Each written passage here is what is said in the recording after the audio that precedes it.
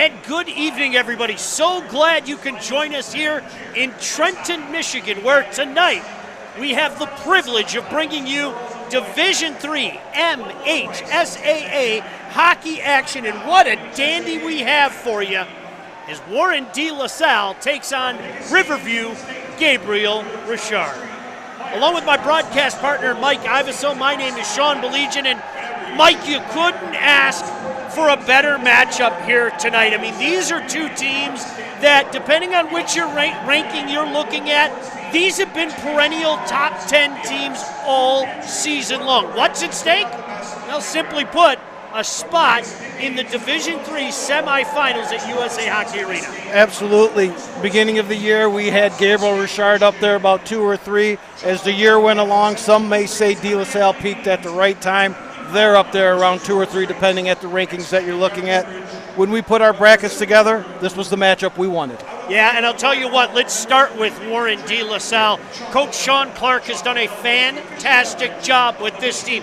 A lot of expectations at de La Salle, make no mistake about it, year in, year out. But Mike, I had a chance to see him early in the season. I had a chance to see him middle of the season, and we both saw them against Catholic Central late in the season. This is a team, as you said, they're peaking at the right time. They're peaking at the right time, and the right guys are peaking at the right time. Their top defensemen are playing their top defensemen. Their top forwards are speed, speed, speed. They drove CC crazy in that game that we watched.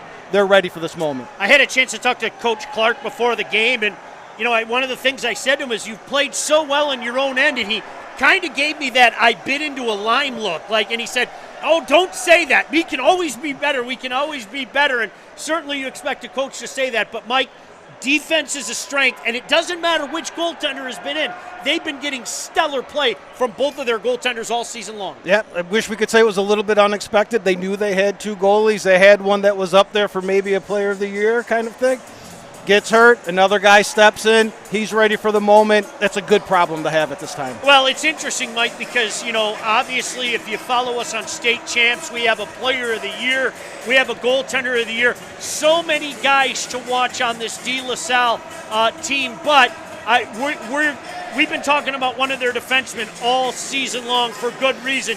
He's got a chance to show everybody just how good he is. Absolutely. Again, we're going to go to the speed. De La Salle is all about speed, but he's a stay-at-home defenseman. He's a puck distributor. He's a smart guy. He's going to run their power play. He does a little bit of everything.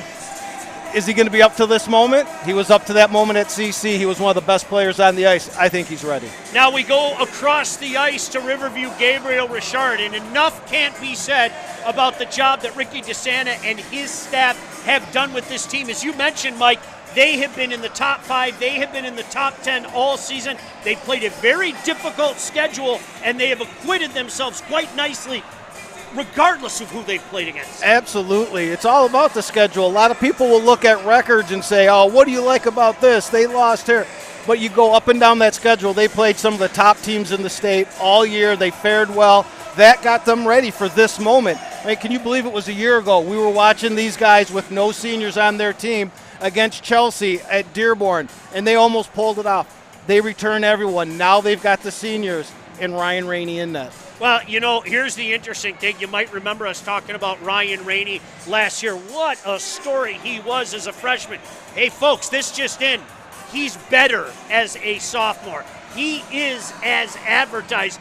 Mike, we were talking about it before the game, and you told me, wait till you see this kid, because I hadn't seen him yet. I think you were right there, pal. Absolutely. As an 06, I've watched him since he was this tall, playing against my son, seeing him at tournaments. I got a chance to talk to his dad a little bit before the game. He's ready. As we said, like a fine wine, this kid has matured into a very nice goaltender. He is another one that's up there for a goaltender of the year kind of. Another guy that you have to keep an eye on, Jimmy Monks up front. He's had a tremendous season.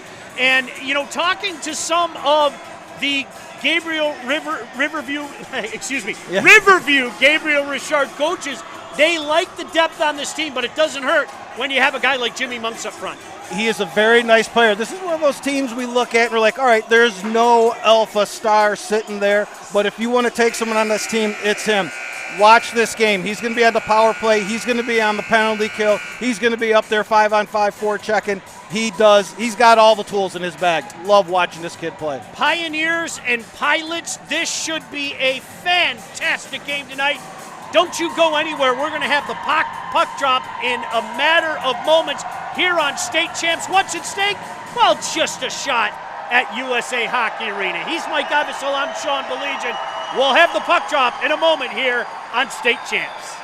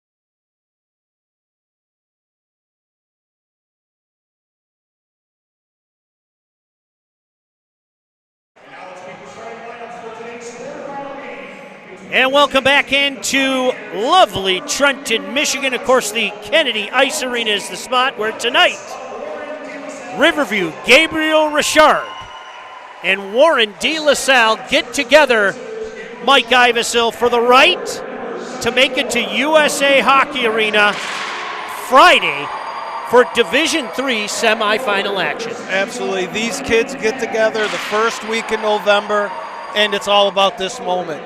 The whole season rides here. The juniors and sophomores playing for the seniors trying to keep their high school career alive. This is it. This is the moment. Well, and you know what? We wouldn't be here if not for the help of our staff. So many guys working behind the scenes to put us on the air. We appreciate their work, and of course we appreciate the fine folks at Alta. Alta does so much for us and in turn for the sport that we all love. We appreciate everything that Alta Equipment does. Make sure you check out all that they have to offer at altaequipment.com. Mike, you touched on it earlier in the pregame show. I think a lot of people, when the bracket came out, thought that this matchup was inevitable. But, hey, listen, if we've learned one lesson during these playoffs, okay, don't take anything as a given. This has been a crazy playoff with some pretty big upset. These two teams were teams that were able to navigate their way through some of those potential landmines. And it wasn't easy, but they got here. They got the job done. Now it's about this moment, but you're 100% right. You cannot take a night off in the playoffs. With everything on the line, you snooze, you lose. Well, one of the great stories in this game we'll be talking about as the game develops is the play of junior goaltender Benjamin Vanderdunk. We'll get the drop of the puck in a moment, but first let's pause for our national anthem.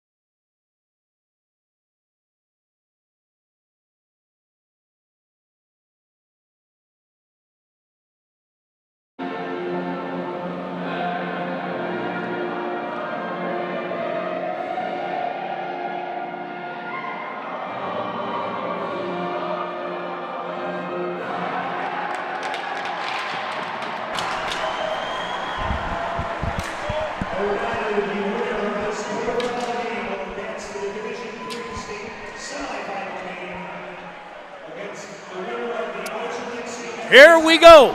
Along with my broadcast partner, Mike Ivesell, my name is Sean Belegian, and Mike, no place I'd rather be on a Saturday night. This greatest sport on earth. I know you, and I know you'll agree with me when I say that, but the greatest sport on earth, and a trip to USA pending here down in Trenton. Isn't this great? The atmosphere, people singing the national anthem, the student sections are loud, they're arm in arm behind. If you've ever been to a De La Salle game when their student section travels, they like to get behind the goalies, they chirp. It's what high school sports is all about. Your starting goaltenders tonight down there, you're going to hear that young man's name a lot. He is, well, in a word, a tremendous goaltender. Make no mistake about that. Ryan Rainey, only a sophomore. The other end, Benjamin Vanderdonk, and we are underway as the Pilots shoot it in deep. Two teams that, Mike, you expected them to be here. It's never easy, but here they are. Shot from outside, stopped easily by Rainey. He'll hold on to it, draw, stays deep in the zone. And right away you see what De La Salle's game plan is going to be. They're going to sit back, they're going to look for some turnovers, and their transition game with that speed is deadly.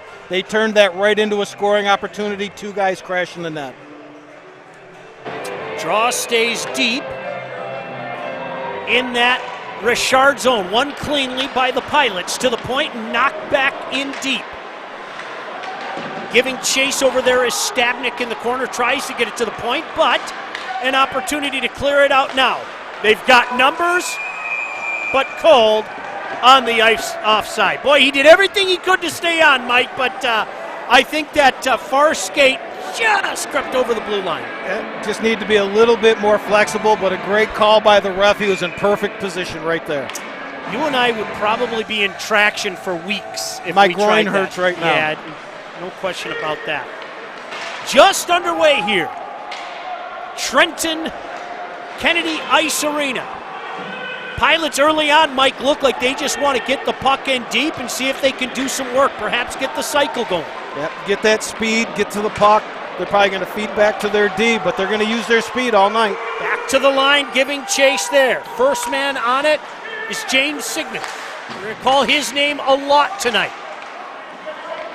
Now Richard trying to get something going. Pioneers in behind the net. That's Childs. He gets it taken away, and it's slapped down the other end, and will go far enough for the icing. 15:48 to go here. First period, no score. And as we're already seeing, as we talked about early, number 10, Monks, is all over. He led that forecheck right there, got the turnover, almost got a scoring chance. We're going to see two contrasting styles here. Gabriel Richard, methodical, patience. Let's wait and see what happens. De La Salle in your face. Another draw won by the Pilots. They've won a few already. Shot from about 55 feet, handled nicely by the goaltender Vanderdonk. You know, I want to make a shout out, if I may, Mike. I had a chance to talk to one of the assistant coaches at Riverview, Gabriel Richard, a guy who's become a friend over the last couple of years, Sean Nicholas. He told me his mother is watching down in Florida. Ooh. So we give a shout out to his mom tonight. Well, hello, Mom. Enjoy that weather down there. Boy, right off the draw, another opportunity. Hits something in front and goes into the corner. Boy, those draws, Mike, are so important in that time. Gabriel Richard won the draw. A nice block by 14 to keep that puck out of the net. Puck out into the neutral zone, now slides all the way down to Ryan Rainey, and he's going to have to hold on to that. And the draw will stay in the Pioneer end. It seems like every time we get together and do this, Sean, we have the same conversation. Face-offs, face-offs, face-offs. It's the start of everything, as we just saw right there. Thankfully, they had a defenseman sell out. Number 14, Gangola, made a nice block. Vandersum wins that draw. Back to the point. Trying to knock it in deep again. Comes right back to the point. Shot just a wide. Rainey got a glove on it. In behind the net. Richard looking to get it out. There's that speed, Mike, that you were talking about. Nearly forced a turnover. Now in transition. Here come the Pioneers. Near side shot. No problem there. Settled down by Vanderdonk. Not bad, not bad. You always say, in the beginning, don't pass up a shot. You don't know if you're going to get another one that game. Get pucks on net early. I like the play. Boy, what a good problem to have for Coach Clark. 2 exceptional goaltenders. Had a conversation with him about it earlier in the week. I'll share with you as the game progresses.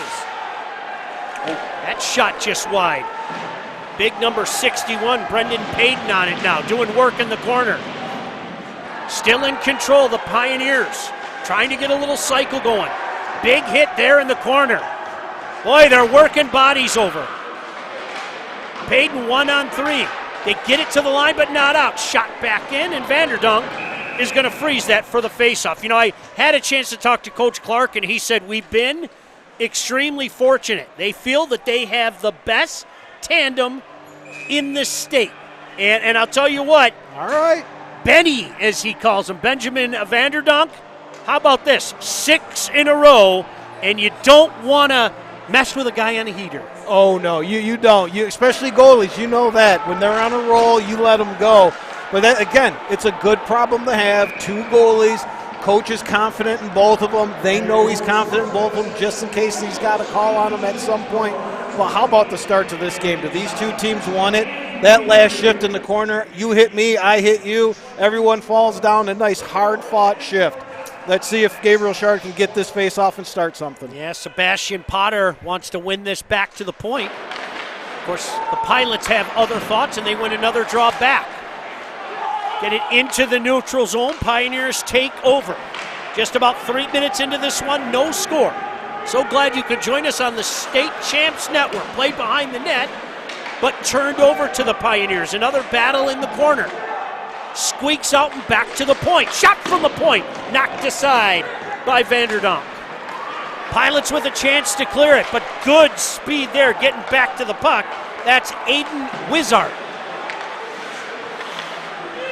It was a slow start for the Pioneers, Mike, but they look to come on the last few shifts. Absolutely. They're bringing it on. It's going back and forth a little bit here. Like it's that feeling out period in the beginning of the game here, but I've got to tell you, once again, that last shift, 10 is everywhere. I thought I saw him playing defense there for a second. The kid's got it all going on right now. But here we go. Offensive zone face-off. Let's see what De La Salle can do. Well, let's see who's going to take it this time.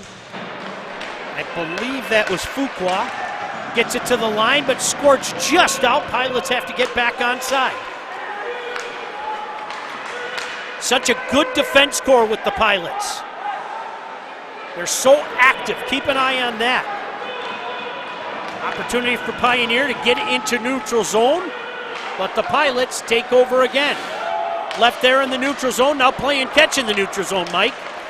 When we saw him last time, the puck just always seems to gravitate to De La Salle sticks just like that. Boy, Rainey had to be tough there. A high slot giveaway, and Rainey on the spot.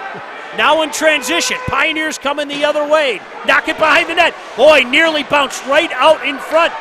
Bodies strewn everywhere, but the Pilots with an opportunity to get it out and into the neutral zone. Quick change there. Vanderdonk's going to leave it back behind his own net. Good speed to the line and finally out, but Pioneers right back on it. Here they come again. Shot from the near wing by Kirkpatrick. Kicked aside. Now they're skating. Boy, you talk about this Pilot speed, and Mike, when they decide to turn it on, they can skate with anybody. And I got to tell you, Gabriel Richard is keeping up with them. This is one of the faster games we've seen. Let's see if they can keep up the pace. Head up. Good job bringing the puck down the ice here. DeMardo. Opportunity in front. Spun around. Shot a wide. Boy, now they're taking it to the net. You've seen it the last couple shifts. Tried to get it back into the neutral zone, but taken over. Got to wait for his man to get on sides. He does not, and it's called at the line on the offside. State Champs Game Time Live is presented by Alta Equipment Company, Michigan's #1 construction equipment provider with over 40 brands. Go to altaequipment.com for more information. And we will be joined by Scott Sebastian in the second period. Looking forward to talking to him and hearing all the great things about not only the game that we all love, but what is going on with Alta. They're the Pilots. Taking it down the far wing, stood up, puck goes in deep, but still on it there for the moment were the Pilots. That was Rivera, the defenseman. He's lurking, waiting for that pass to the point, but coming back the other way are the Pioneers. Looking to get that outlet pass, 2-on-3. On his off wing, in the slot, just a wide. Boy, nice move there, Mike, on the off wing to set himself up in the high slot. Again, number 10, Monks. I spoke about him in our pregame, and I like this kid's game. That was a great high-end play there. Well, you always like it when you see that guy come off the off wing like that and set himself up in the high slot. Shot from about 40 feet, handled by Rainey, and we'll get the draw there. 10:53 to go.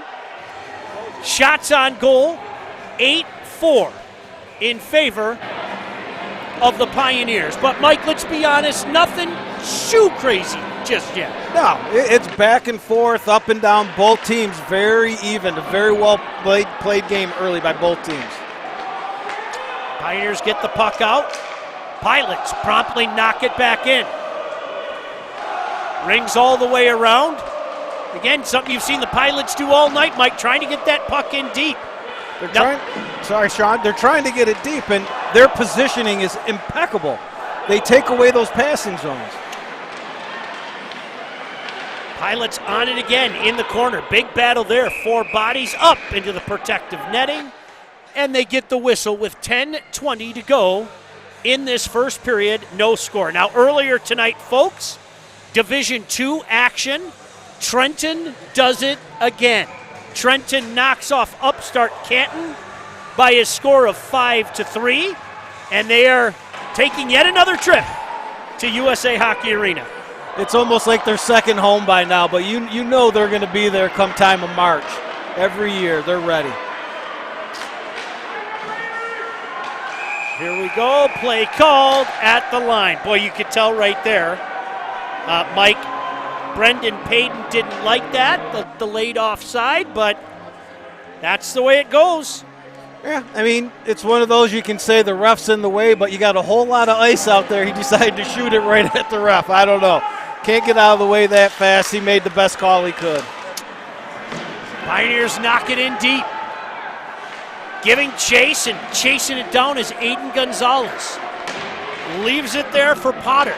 Potter gets knocked off the puck. Defenseman pinches up. Look out, an opportunity for the Pilots the other way. For the moment, but a good job by the forward, Payton, jumping in to take away what could have been a 2-on-1, Mike. Absolutely. They get that puck down. I got to tell you, both teams are really breaking out nice and starting the transition well today. Taken over in the neutral zone, punched in, but no problem there for De La Salle. Gangola gives it up. Try to get something going the other way, but breaking that up was Potter for the moment. Now promptly punched back in by the Pilots. 9:10 to go. First period, no score yet. 2 perennial top 10 teams. Now the Pioneers trying to break the ice. Opportunity in the slot, knocked away. Good job getting in these passing and shooting lanes, Mike, both these teams so far. Absolutely, both very disciplined. We can tell the coaching styles. They're both very similar, and they've done a great job getting these guys ready for this game. Monks on the puck, throws it in front, nobody home, but controlled by the Pioneers. Now taken over by the Pilots. In around the net, good job maneuvering out, Gangola. Now 1-on-4 as the Pilots change. That's exactly what you're looking for. Get the goaltender to freeze it. Fresh troops out there. And we'll have the draw in the Pioneer zone. 8-6 shots on goal. Yeah, I was saying earlier, they're really breaking out easy, and I don't think it's because of anything wrong with the forechecks. It's just how highly skilled these guys are coming out of their zone. They're just doing a great job. Pilots win the draw forward, but controlled by the Pioneers. Shot up, puck bouncing around. Good job to settle it down by the defender, Signet. In behind the net now. Pioneer giving chase. Now an opportunity to skate it out into the neutral zone. Here come the Pioneers, 3 of them, 4 of them now. Shot in behind the net, giveaway. Here's an opportunity, side of the net. Tough angle shot, no problem there for Benny. On his backhand, skating it out, head up, nice play there. Good looking play by that young man. Puck shot in deep, giving chase down there. Pilots on it. Work it back to the point. Now punch it back in deep, takes a bad bounce, and an opportunity for the Pioneers to come away. They're gassed, they make a change. Fresh troops out there. Offsides the call at the line. Sean, let's make no mistake about it. We see what this game plan is, and I don't think it's going to change. They have a guy going with speed. They dump it in. They're trying to get there first and cause chaos. And that's not one team. That's both the teams. They're not carrying it in too much. They're just getting it there and trying to turn the puck over. Puck one back. De La Salle on it, however. Gangola. We've called his name a few times here tonight. Sends it in deep, but a good play there. Spinning in his own zone is Vasquez. He gets the puck out. Got Big Payton up there.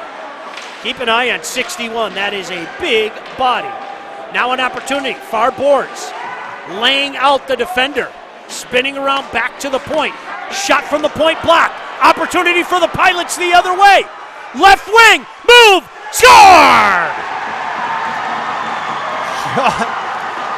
What sells out, blocks the shot here, uses his speed, gets it, goes down, freezes Rainey, and then the patience to wait around that pad and get the puck in. That is a great play by, and what a great name too. How about this Vanderdonk? Well, he was outstanding. We saw him a couple weeks ago, Mike, against Catholic Central, and he was outstanding. And you're right, he did it all on this one. Absolutely, he blocks it. He took away the shooting lane. And here he comes. Watch this patience. Yep, thank you. Rainey had it covered low, but he got it. 1-0 Pilots. Now here come the Pioneers trying to get that equalizer. A lot of Pioneer fans trying to cheer them on. But here come the Pilots again. Puck stays in the corner. Pioneers on it. Get it to the line, but not out. Pilots all over the puck. A trip right there, and we are going to have the first power play of the game. Yeah. Hey, don't forget, voting will end Tuesday at noon for the State Champs Hockey Player of the Year and Wall Award presented by Warrior Hockey. Mike, you can cast your vote at statechampsnetwork.com. Whoever leads our online vote will automatically be in the Final Four. Oh, how about that? You can do that. I can get right on there? You can vote. You're Yes, going to have absolutely. to show me on our phones when we get done here. So take a look at this Gabriel Richard power play.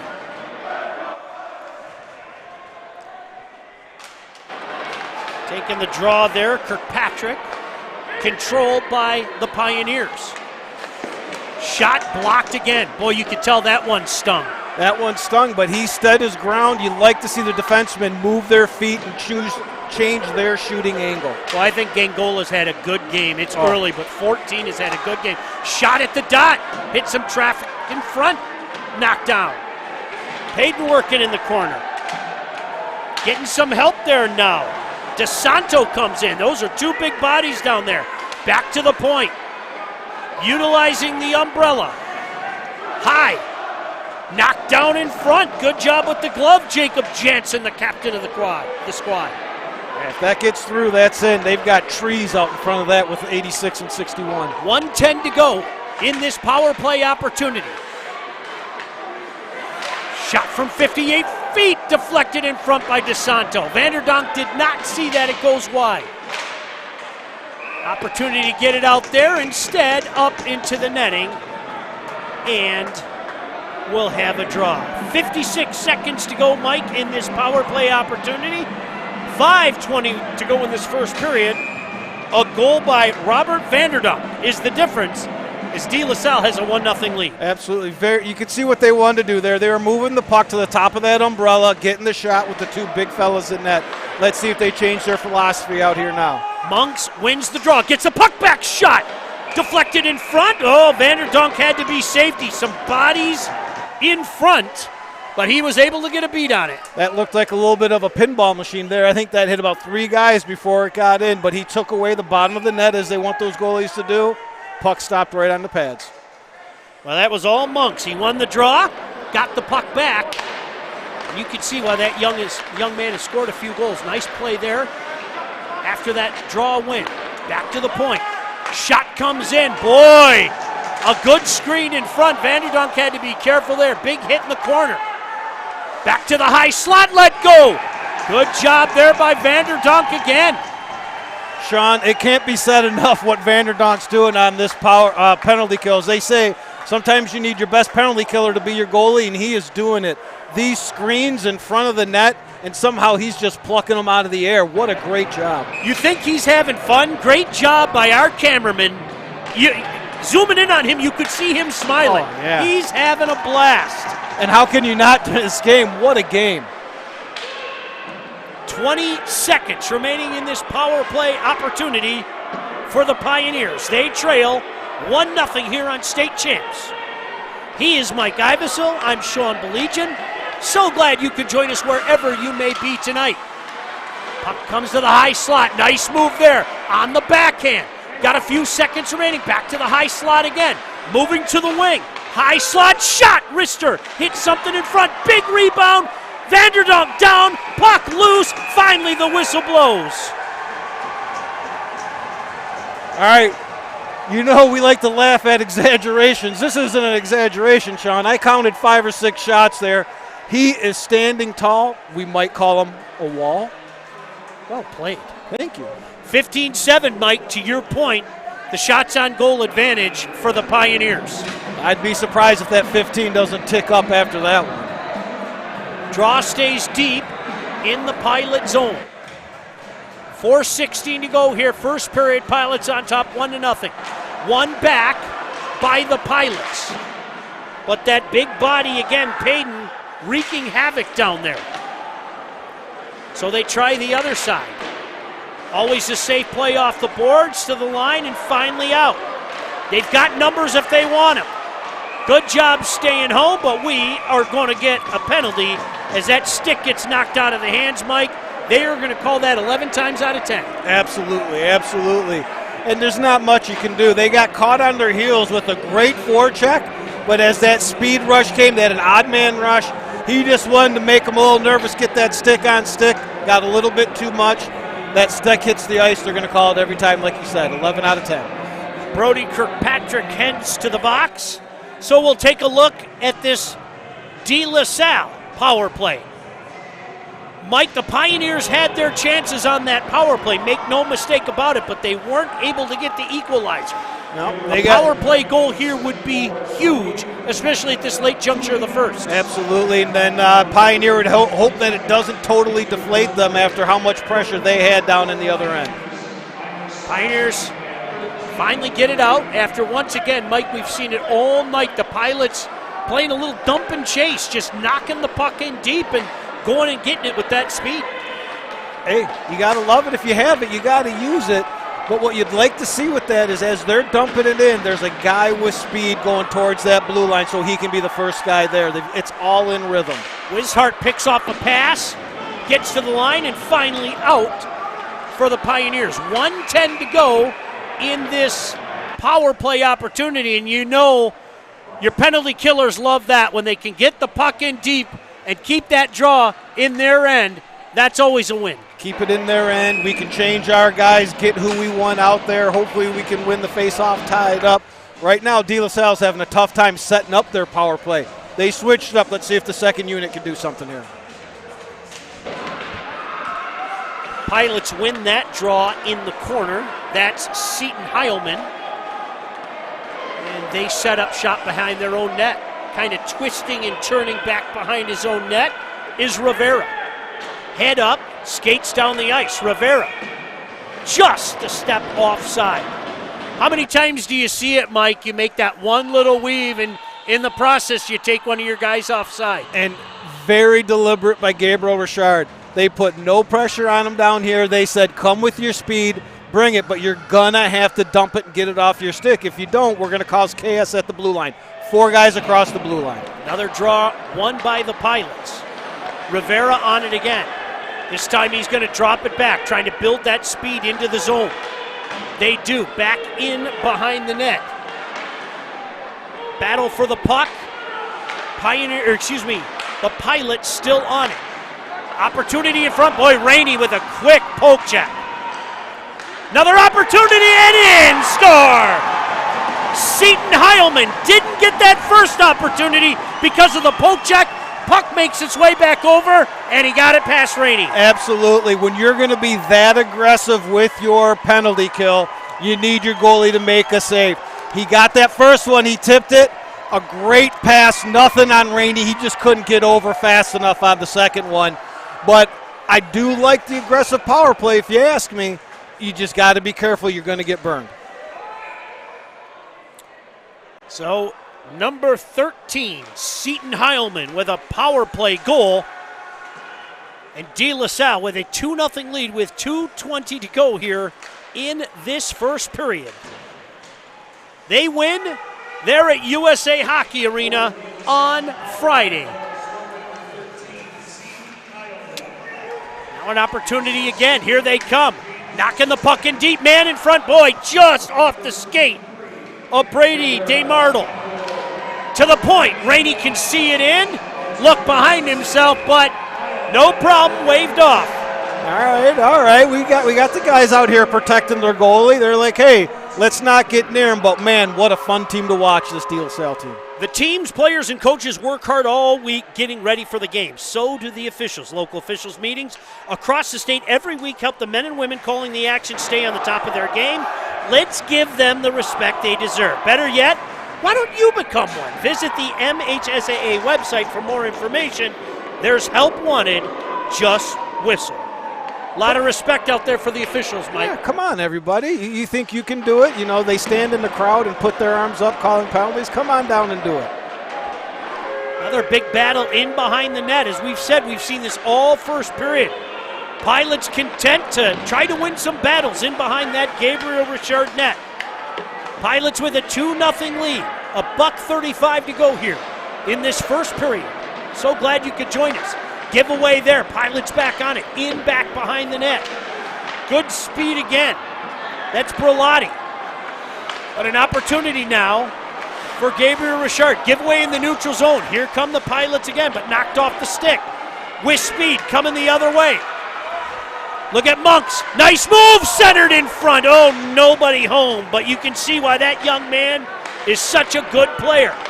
Back quickly the other way. Score!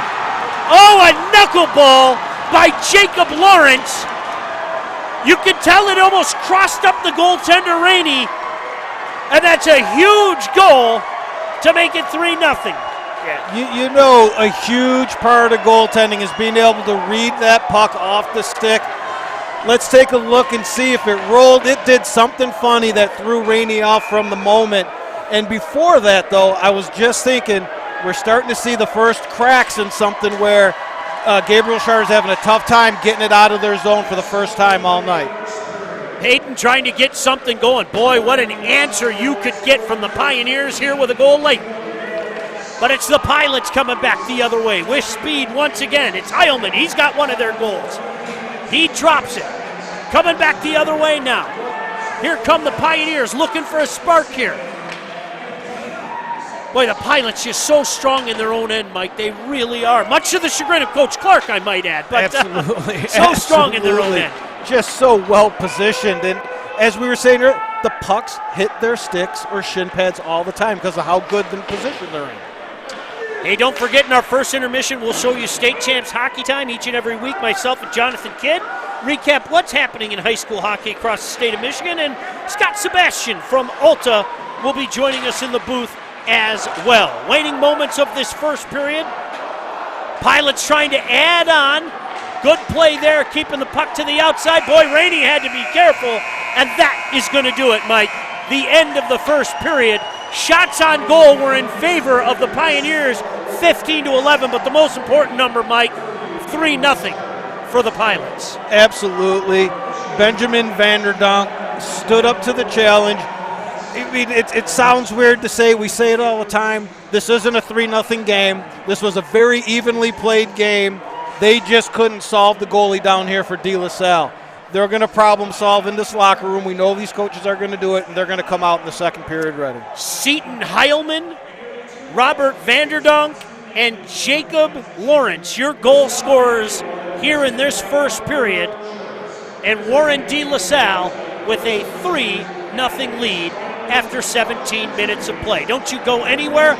We'll have hockey time for you as well. Guess what? We have a special guest up here in Scott Sebastian. Big hockey fan. Certainly supports the game all over the community with our friends at Alta. He's Mike Ivesel. I'm Sean Belegian. So glad you could join us here on the State Champs Network.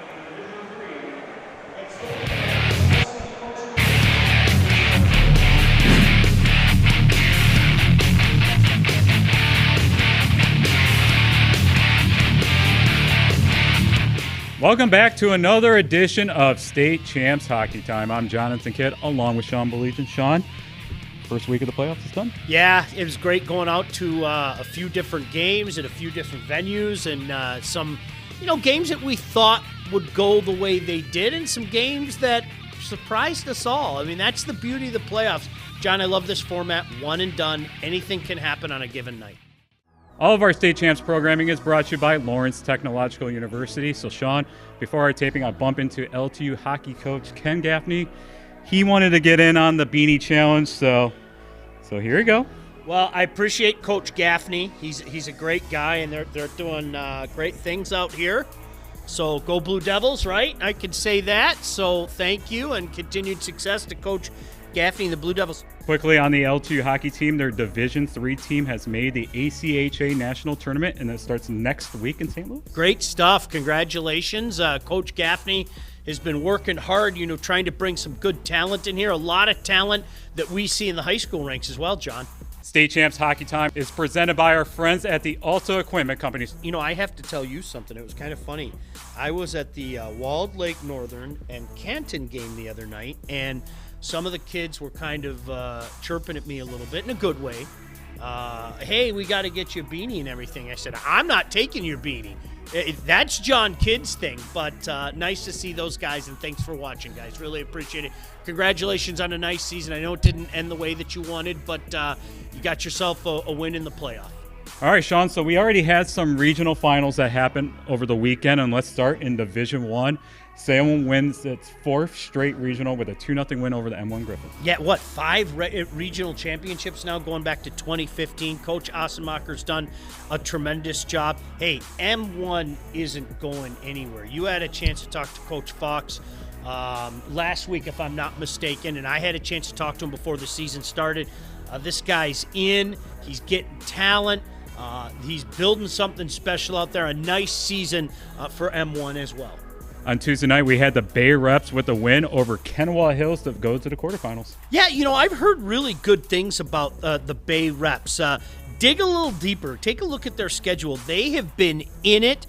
No doubt about that. They've had a nice season. In the last couple of years, you've kind of seen them go like that as well. All right, we stay in Division I, and congratulations to Granville. They beat Grand Rapids Christian to head to the quarterfinals. Yeah, Coach Brazil, we've been talking about it all year. It looked like this team was, back to the level that we had grown accustomed to seeing them out. There's no doubt about it. Brendan Bourne's had a fantastic season. Ann Beck, you can't say enough about what she's been able to do in the nets for the Bulldogs. So a good team there out in Granville, and we've grown accustomed to that. All right, we head to Division II, and congratulations to Traverse City Central. They are moving on to the quarterfinals with a win over FNV. Well, they're firing all cylinders right now. They've got, a great guy, great coach, obviously, in Coach Givens, but they're scoring goals. They're limiting the opposition. They've only given up a couple of goals. Dangerous team, this Trojan squad.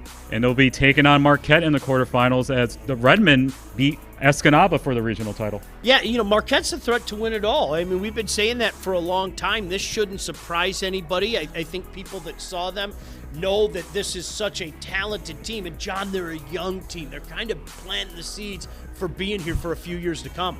On Monday night, we had the Division II regional final between Romeo and Anchor Bay, and congratulations to the Bulldogs on winning the regional title.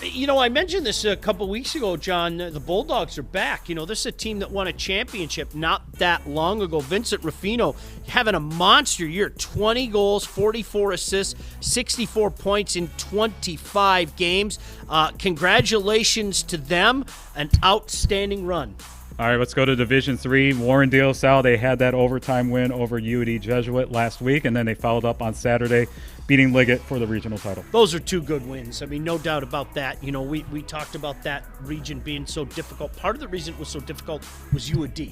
That young team that was learning how to win as the season progressed nearly pulled off a shocker to get things going. De La Salle stayed the course, ends up winning in overtime, and beats a good Liggett team as well.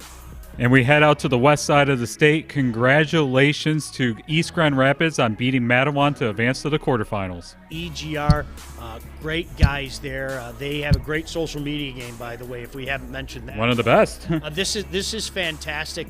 And we head up north for the battle between Calumet and Houghton, and then Calumet beats Houghton in overtime 3-2. Yeah, give Calumet credit. Everything that I heard talking to a few people up there was Axel Locust put on a show.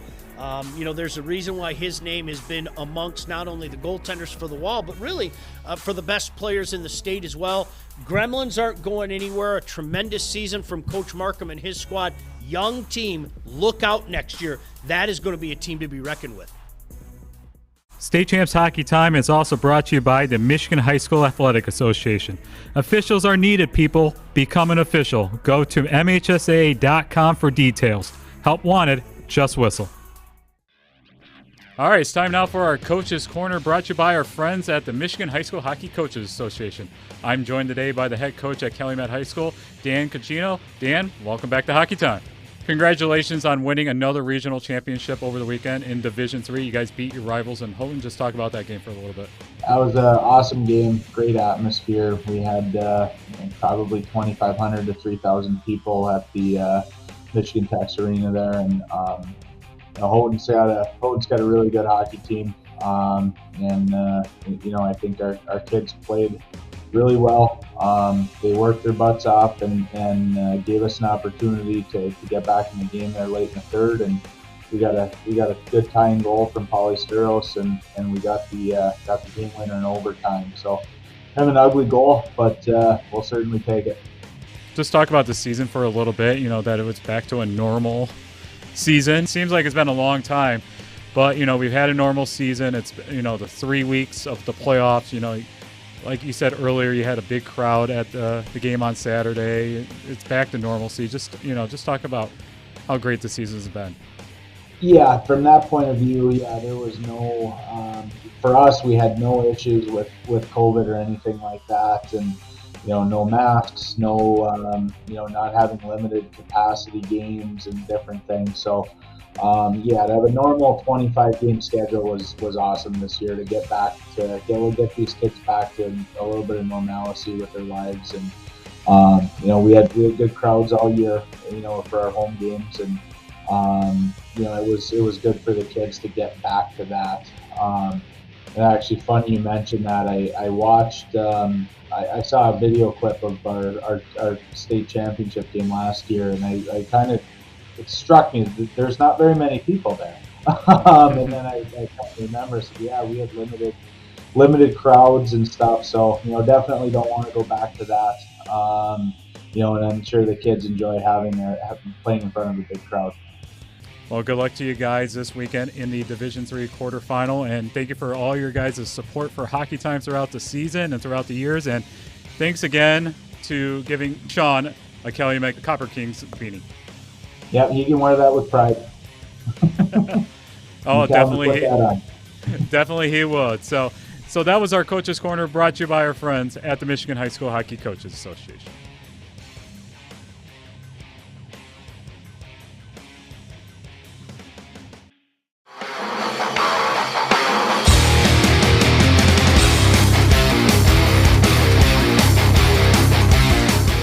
Time now for our Warrior Hockey Player of the Year update. So, Sean, we're going to freeze our top 10 after the regional finals on Wednesday night. Could we see any changes here? Well, yeah. I mean, if somebody blows up, I mean, John, as we always talk about, and this is where I'm sure you have the criteria up on the stream right now. So people, here's our criteria. We never deviate from this. Like, seriously, this is something, we do it during football season, we do it during hockey season, and we always tell people, here's our criteria. This is what we're looking at. Big game performance is a big part of it. If a guy comes out, and there are a few guys that are knocking on that door, if a guy comes out and puts up a monster game in one of the big games this week, can there be a change? Absolutely there can.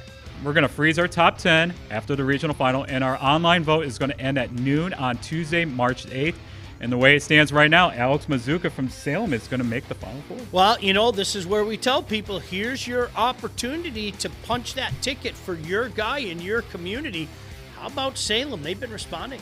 All right, you can cast your vote for the top 10 at our website at statechampsnetwork.com. And that was our Warrior Hockey Player of the Year update.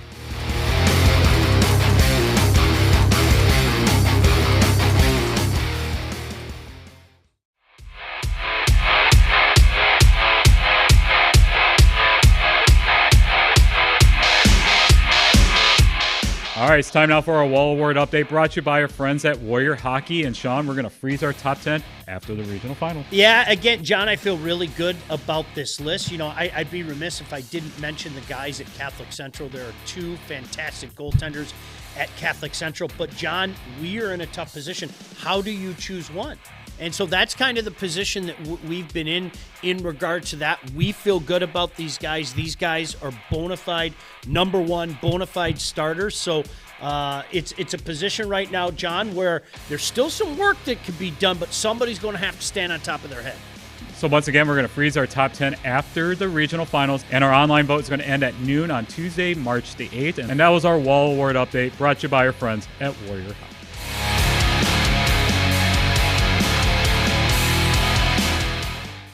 Next week's State Champs Hockey Time, we'll be previewing the semifinals that's going to be happening at USA Hockey. Isn't that crazy? We're already at that point. My goodness gracious. All right, so that's it for another edition of State Champs Hockey Time. So, Sean? See you at the rink.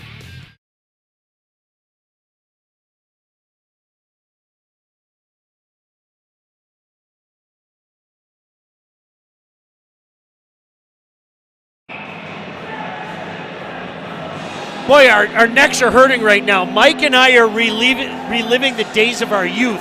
We're headbanging to Metallica right now. If this doesn't get you pumped up. Oh, gets you all kind of fired up. 3-0 after one, along with Mike Iveson. My name is Sean Belegian. Mike, there's a big difference between a shot on goal and a quality scoring chance because the shots on goal right now are a bit deceiving. 15-11 in favor of the Pioneers from Riverview, Gabriel Richard. But, hey, make no mistake about it. De La Salle's made life difficult for them. Absolutely, and we've been talking about it. These quality shots that De La Salle's getting close to the net are what you're talking about. Some of the Gabriel Richard shots from the points with screens, and I'd even question that 15. That's probably closer to 20. But let's see if Gabriel Richard can get inside De La Salle's defense, get behind him, and get better quality scoring chances. Nearly a giveaway at the line there, shot down by the Pioneers. Now they're going to do a little dump and chase. Start of this second period, 3-0 Pilots. Blocker stopped there. Another opportunity in front. Oh, nearly deflected in front by Childs. Coming out with some purpose here. Backhand, opportunity, doorstep. Oh, what a stop. How did that puck stay out, Mike? That is all. Let's see if he's get a close up on him, and let's see the smile on his face after that save. That he's made a lot of good ones. That's the best of the night right there. Just robbed him off the door. As what we were saying, get behind the D, get better quality scoring chances. There was 2 or 3, and Vanderdonk stopped him. Boy, and you could see Gangola kind of came over. There's that smile again for a second. Think he's having fun? My goodness gracious. We'll be joined by Mike Iveson a little bit from now. But always a pleasure to talk to this guy. We had him on last year out in Dearborn, and we're happy to have him out here in Trenton as well. His name, Scott Sebastian from the Alta Equipment Company. and he's going to join us here in this second period. Scott, always a pleasure to see you, my friend. Thanks, Sean. Great to be here. What an atmosphere, and thanks to State Champs for being here. What a game. Well, thank you for everything you do. Boy, puck coming. How about the intensity of this game? You and I were talking in the intermission.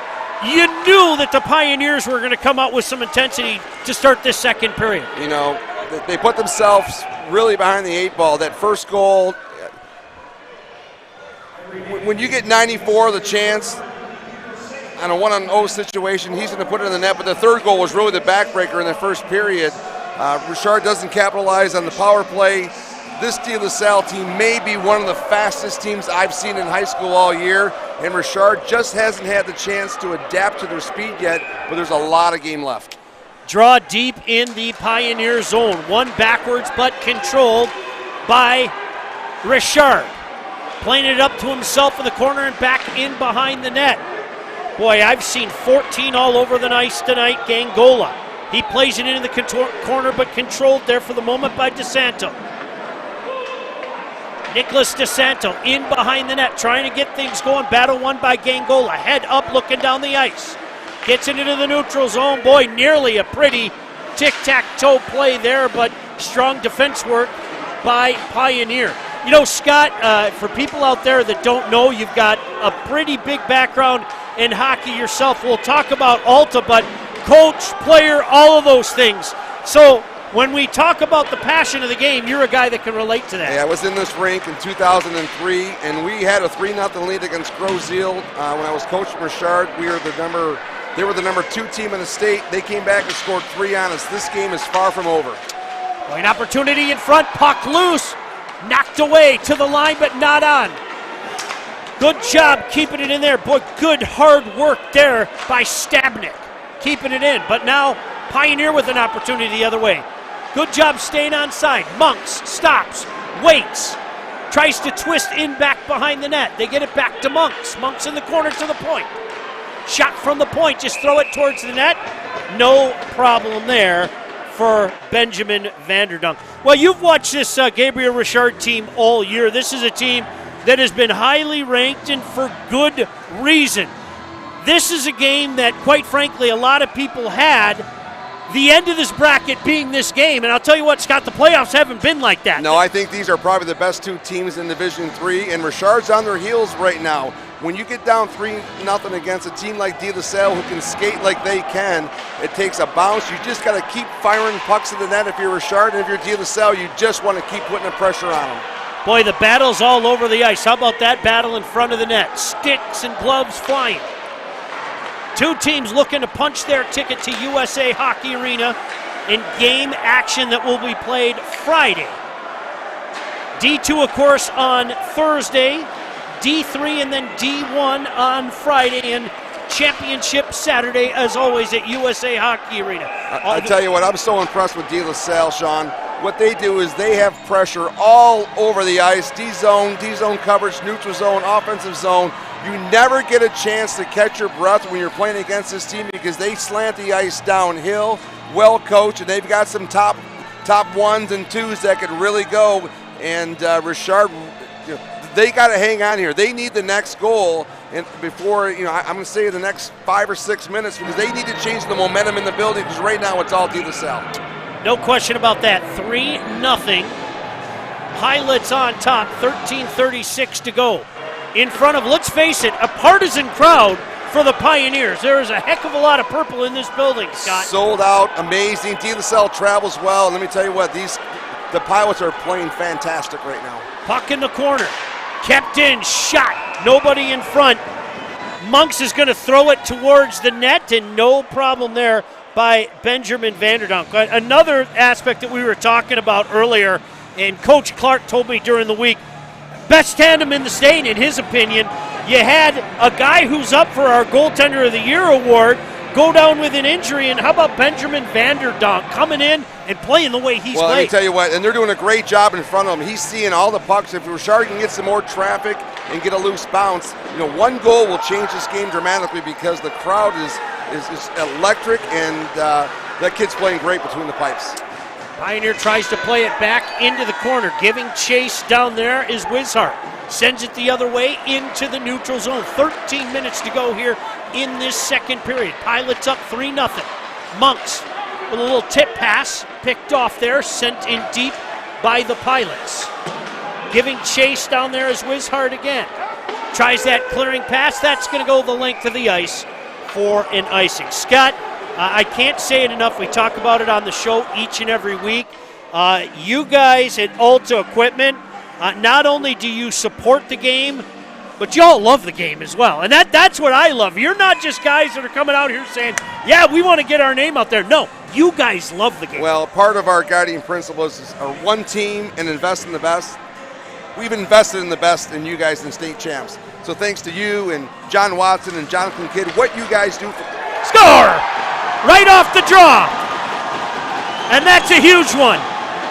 Boy, we've talked about it, Scott. Draws have been so important here tonight. De La Salle with another big win on the draw, and that's a huge one to make it 4-0. That's a big one. Don't control the guy off the face-off. Rainey didn't look like he anticipated a shot, and the next thing you know, look at that. Didn't control the sticks, 22 steps into the lane, 5 doesn't take 22, and next thing you know, it's in the back of the net. That one is a killer for Richard right now. Keegan James makes it 4-0. 12:38 to go here in this second period. But no, Scott, getting back to the commitment that Alta has to the community in the game of hockey, just talk about what it means to everybody at Alta. Well, going back to it, part of our guiding principles are invest in the best in one team, and we invested in the best with state champs and you and John Watson and Jonathan Kidd, and we're not giving this thing away. What you guys do to change lives and give exposure to high school hockey is the best in the country, and we're just so proud to be your partner. No, we are very, very grateful for what you guys do, and certainly honored by your kind words as well. Richard coming the other way now, spinning in the corner, trying to get something going. Look at all 5 players back for De La Salle. They're just packing it in deep. Really good in time and space right here, and all 3 lines that they're playing can skate. Richard really has to press here. They may have to give up some odd man rushes and send 4 guys in there, because right now De La Salle's in full control. Boy, another opportunity for James just out of his reach. He just scored the 4th one. Your goal scorers here tonight: Robert Vanderdonk, Seton Heilman, Jacob Lawrence, and Keegan James. Just a little bit ago. Don't forget Game Time Live, presented by our friends at Alta Equipment Company, Michigan's #1 construction equipment provider with over 40 brands. Go to altaequipment.com for more information. I say this all the time. Folks, support those who support our game. And the great folks like Scott Sebastian and Alta Equipment Company do that. Draw one forward. Rainey going to freeze it there. We'll do it all over again. If you look at the scoreboard, Sean, shots are 20-13 Richard. Every time the Pilots had a chance to capitalize on the opportunity they have, and that's been the difference maker. Yeah, it's funny. We were talking about that in the intermission, and as a fan and certainly as a coach, there is a big difference between a shot and a quality scoring chance. And the Pilots are just making life miserable. Here's an opportunity for Monks on the back end. Gets it knocked away. Richard going on the power play. We've got a slash, and Richard going to have an opportunity on the power play. Certainly keep an eye on number 10, Jimmy Monks, the junior, having a big year, Scott. I mean, you talk about a critical part of the game. 11:31 remaining in the second period. Richard has to find the back of the net here just to change the momentum, because right now the Pilots are playing with all sorts of confidence. Monks is going to stay out there. Robbie Childs, a couple of juniors up there, along with the senior Vasquez. Back on the point, Sebastian Potter, another senior. Comes to Potter. Potter sends it across. Boy, puck just goes wide. I don't think Vanderdonk saw that with the big body in front. Pioneers have to start over. They shoot it in deep. 1:40 to go in this power play opportunity. Pilots up 4-0. Pioneer looking to break that seal. Great play by the Pilots. Yeah, they're so good defensively, Scott. They really are.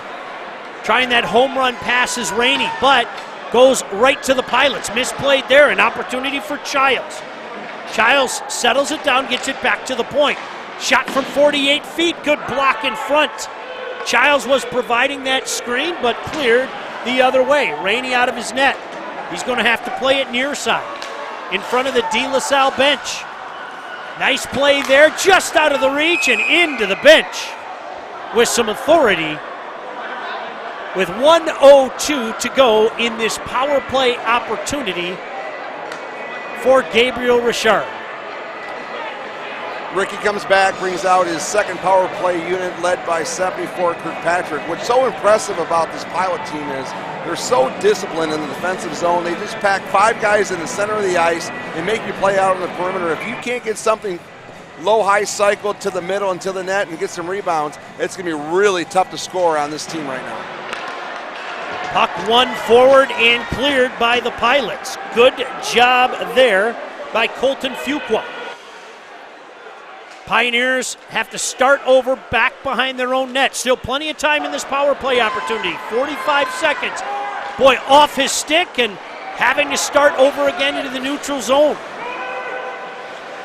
In front of the net now. Big battle, cleared back into the neutral zone. Here come the Pilots the other way. 1-on-2 shot deflected into the corner. An opportunity to break it out. Far wing. Centering pass doesn't go. Staying with it, though. Good job staying with it was Kirkpatrick. He's helped along by big number 61, Payton. Payton plays it into the near corner, but controlled by the Pilots. Nearly a giveaway, but just sliding out of the reach of the would-be turnover. Great kill by the Pilots. Waning seconds here. You're absolutely right, Scott Sebastian. That is going to do it, and we're back to 5-on-5. And this is the part of the game, Sean, where as a coach, you look at the scoreboard and you got to read your bench. If you're De La Salle, you're telling your guys, hammer down, keep the pressure on them. If you're Ricky and you're Richard, you got to calm your guys down. You got to start with 1 goal. You're not going to score 4 in 1 shot. They've got the talent to do it, but the way De La Salle is playing right now, holy cow, do they got a bunch of confidence. No doubt about that. Freshman taking the draw. No, he's going to step out. Check that. That's going to be, indeed, it is the freshman. Took that draw. Controlled by Pioneer for the moment. Shot back in, but here are the Pilots back behind their own net. Trying to break it out. Giveaway deep in the zone. Sent back in deep by that freshman, Venturini. Into the corner. Doing some work down there. 1-on-2. Outlet pass doesn't work. Have to set up shot. Set it back into the neutral zone. And, you know, De La Salle with the 4-0 lead, they're content to do that. They are. And Richard, you know, one of the things that they're trying to do is it's 4-0 right now. Now you almost have to make it a physical game. You have to get their defense on their heels. You got to get bodies banging, get pucks to the net, because right now the transition game favors De La Salle. Vince Palumbo with a shot there, easily stopped by Vanderdonk. He has been on some kind of roll. You talked about it. This is a team that I had a chance to see very early in the season, and they were fast. And I'll tell you what, you've seen it grow all season long. Every time I've seen that win against Catholic faster. Central almost gave them a boost of confidence that this is our time in our year, and right now they're playing like they want to be state champs. 8:40 to go here, second period. Pilots 4, Pioneers nothing. So glad you could join us all across the State Champs Network. So glad that this guy can join us in the second period. Scott Sebastian from Alta. Here's an opportunity. Good play. Yeah. Score! Oh, Childs! That's exactly what you were talking about. They had to get the next one, and they did. You know, De La Salle did a great job in D-zone transition out. Turnover, Richard counters back. Number 9 for Richard, Childs did the one thing that they needed. They needed to capitalize an opportunity, and now you've got 8:23 left in the second period. The next goal is critical for both teams. Well, and as predicted by Scott Sebastian, you heard the sirens go off, you heard the scream in the background. Guess what? This crowd is electric right now. This is the line right here for Richard that has to get going. Payton, Kirkpatrick, and Gonzalez, they have to be a difference maker right here to help that first line out. Sigmund takes a hit in behind his own net, but gets the puck out. Play called, and we're going to get another penalty in back behind the play. Boy, oh boy, an opportunity and then some, as it's going to be Pioneer going on a power play. Probably the most critical power play in Richard's season right here. If they can make this 4-2, cut it in half with 8 minutes left, it's a completely different hockey game. But this De La Salle team is so disciplined on their penalty kill. They force you to the outside. They want to fire it to the defensive corners. This is going to be a great 2 minutes, Sean. Kirkpatrick on the draw for the Pioneers. It lay there controlled by the Pioneers. Shot from the wing, deflected in front. Puck still loose. Opportunity in front, puck is loose. Oh, look at that battle in front. And I'll tell you what, Brendan Payton, number 61, is really asserting himself from a physical standpoint. Did you see how Richard's changed their game? This is what they need to do. They know that they're in a dogfight on the skill levels. Right now, make the game physical. Change the tenure of how you're playing the game and listen to the crowd. Payton turned around as he was heading to the box and kind of put the hands up as if to say, come on, bring it. Right now, Sean, we're old guys. This is like bike racks back in elementary school, right? We can talk about it in the lunchroom, but right now we're going out after school. I'll meet you at bike racks, and Richard has to make this game down and dirty to change the momentum of De La Salle. If you're De La Salle, you got to weather the storm here and try to get out of this period up a couple goals. Puck one back, cleared out to the line, and finally down the ice. Rainey's going to stop it. Look out! A score! Misplayed by Rainey. And it's Jax Van Intersum who says thank you very much and scores the shorthanded goal. How do you not feel bad for Rainey? Sophomores carried this team all year. Not his best game right now, and this one really hurts when you're on the power play. Just looked like it took a crazy bounce, and then I thought Rainey kind of regained his foot positioning, and it just rolled right past him. Sometimes you just do too much, and that's what happens. Shorthanded goal makes it 5-1. Rainey tried to freeze that. This time, Pioneer decides to skate it out. Vasquez gives it up to number 10, Jimmy Monks. Centering pass, Vasquez. Rebound in front. Puck bouncing down in front. Finally, Pilots with an opportunity to clear it. 1 minute left in this power play opportunity. 5-1 now. De La Salle on top.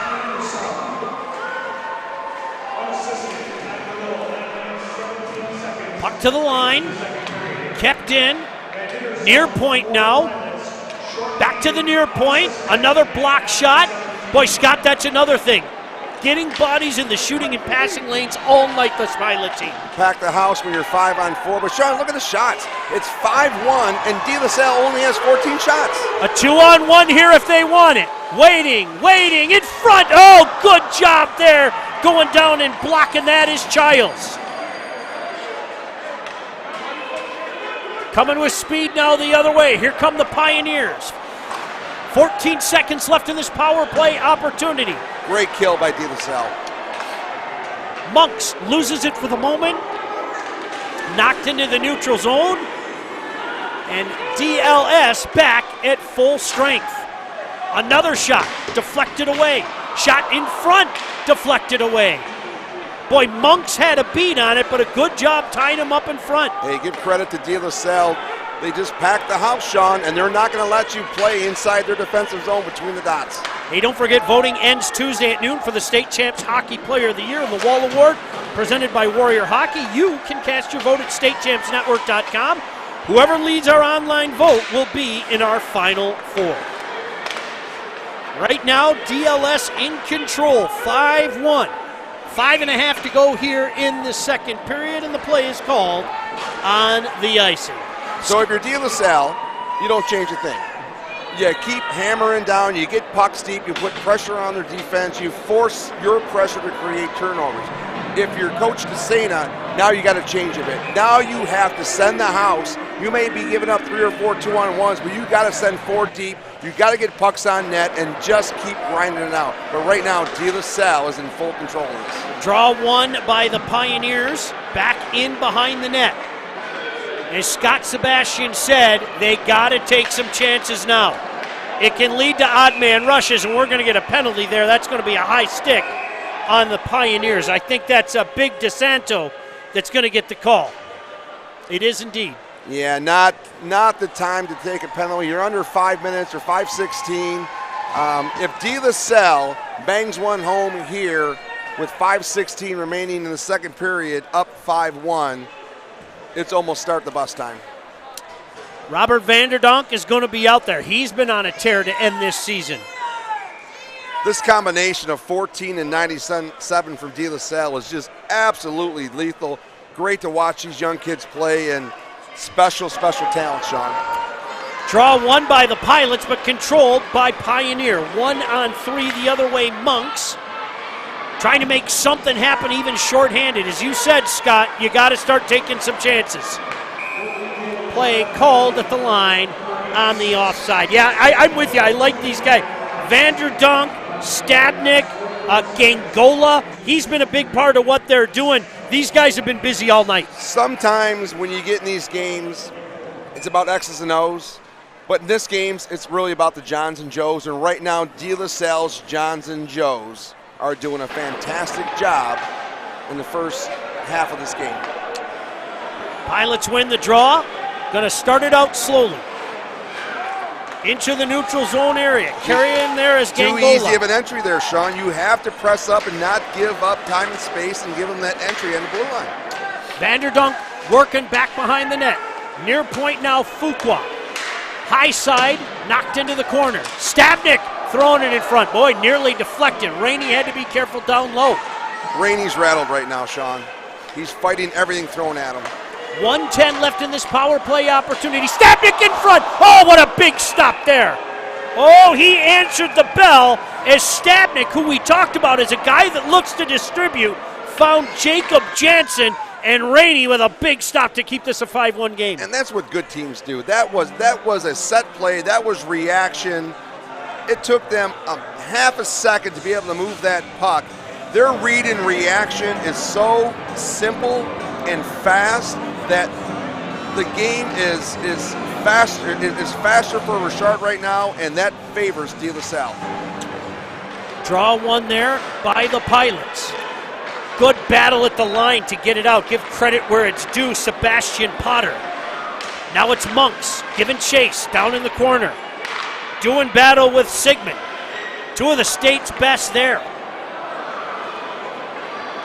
Hey, let's not forget, still a heck of a lot of young players for this Richard team. Ricky DeSantis done such a fantastic job getting this program going, and they aren't going to be going anywhere. You talked to a lot of people that watched the Catholic Central game a couple weeks ago. We'll get to 2-on-1 here. Here they come, coming in, off the wing. Penalty. Big stop there, but that is going to be a penalty. Well, that's what you're talking about. I mean, shorthanded, you got to start taking some of those chances, and it paid off there. Look, not in a goal, but at least to even things up. It's 5-1. You know, it's a hockey game, but the sooner or later, what you wanted to do as a coach to prepare your team and get them ready for a game has to get thrown into the garbage can because you're down 4 goals with 20 minutes left. You have to be on full attack mode. Richard does a nice job there. Potter does a great job cutting loose. Now we got a 4-on-4 for 22 seconds, and then Richard goes on the power play for about a minute and a half or so. Big draw here, 4-on-4, as Scott said, for the next 20 seconds, and then an abbreviated power play for Gabriel Richard. They're going to keep the puck in deep. Working down low is Payton. Payton and Jansen, that's a good battle. Along the near boards to the line, Great and finally play by skated 14. out. Vanderdonk just gets it in deep. Extreme angle shot, deflected, and another battle in the corner before the whistle goes. Hey, the team, the players, coaches, They work hard all week getting ready for the game. So do the officials. Local officials meetings across the state every week help the men and women calling the action stay on the top of their game. Let's give them the respect they deserve. Better yet, why don't you become one? Visit the MHSAA website for more information. There's help wanted. Just whistle. The last thing Ricky wanted was to be up 5-on-4, 3 minutes left, down 5-1 to take a penalty on the PK. I thought it was kind of soft. Two guys engaged playing, didn't agree with the call, but all of a sudden now you got De La Salle 4-on-4, 3 minutes left. All they want to do is get out of the period. I agree with you. I thought if anything you make it coincidental minor. Shot from the point deflected down in front. Boy, Rainey had to be careful again. Boy, the active sticks in those shooting and passing lanes really, Scott, both sides of the ice. That's something you're seeing from this Pilot team. Yeah, but it's all started because of face-offs, and we're not tracking face-offs. What I'm telling you right now, if De La Salle has not won 80% of the face-offs, I'm lying. Mike Iveson and I were talking about that in the first period. Boy, did they win a lot in the first period, and that's certainly been a trend here in the second. It's a possession. You win a face-off, you get possession, and with a team like De La Salle who wants possession, it's a great opportunity for them to control the game. No doubt about that. On the puck again. Thrown out in the slot area, nobody home, goes the length of the ice. So we've got a minute left in the penalty to De La Salle and a minute 25 left in the penalty. Boy, I like this kid to right Richard. Here. He is something Here's an special. opportunity off wing. Shot comes in from number 5, Brady DeMartell. I'm with you. I think Jake Gangola has been all over the ice tonight, number 14.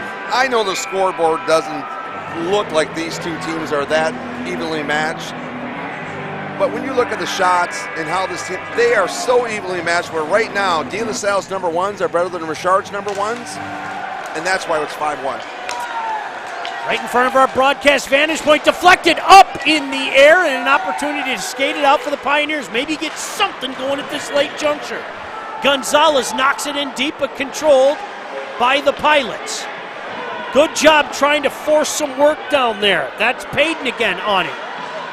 Kept in by Pioneer. Lots of room. Wrist shot comes in. Boy, didn't miss by much. Hit something in front. You can see Vanderdonk had no clue. Minute 55 left in this period. Look out, penalty there. No doubter. And Sean, I'm telling you, when you watch this game and you start to analyze it, the pace and the pressure that De La Salle was putting on Richard's gassed right now.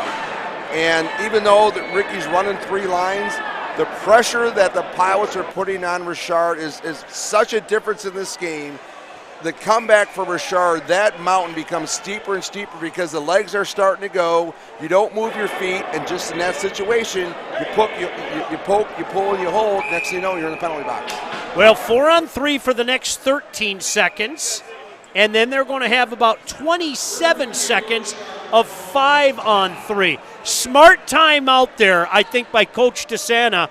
Wants to give these his top PK guys a little breather as they were just out there for a long shift. They were, and the other side of it, though, is it gives De La Salle's top guys a minute rest.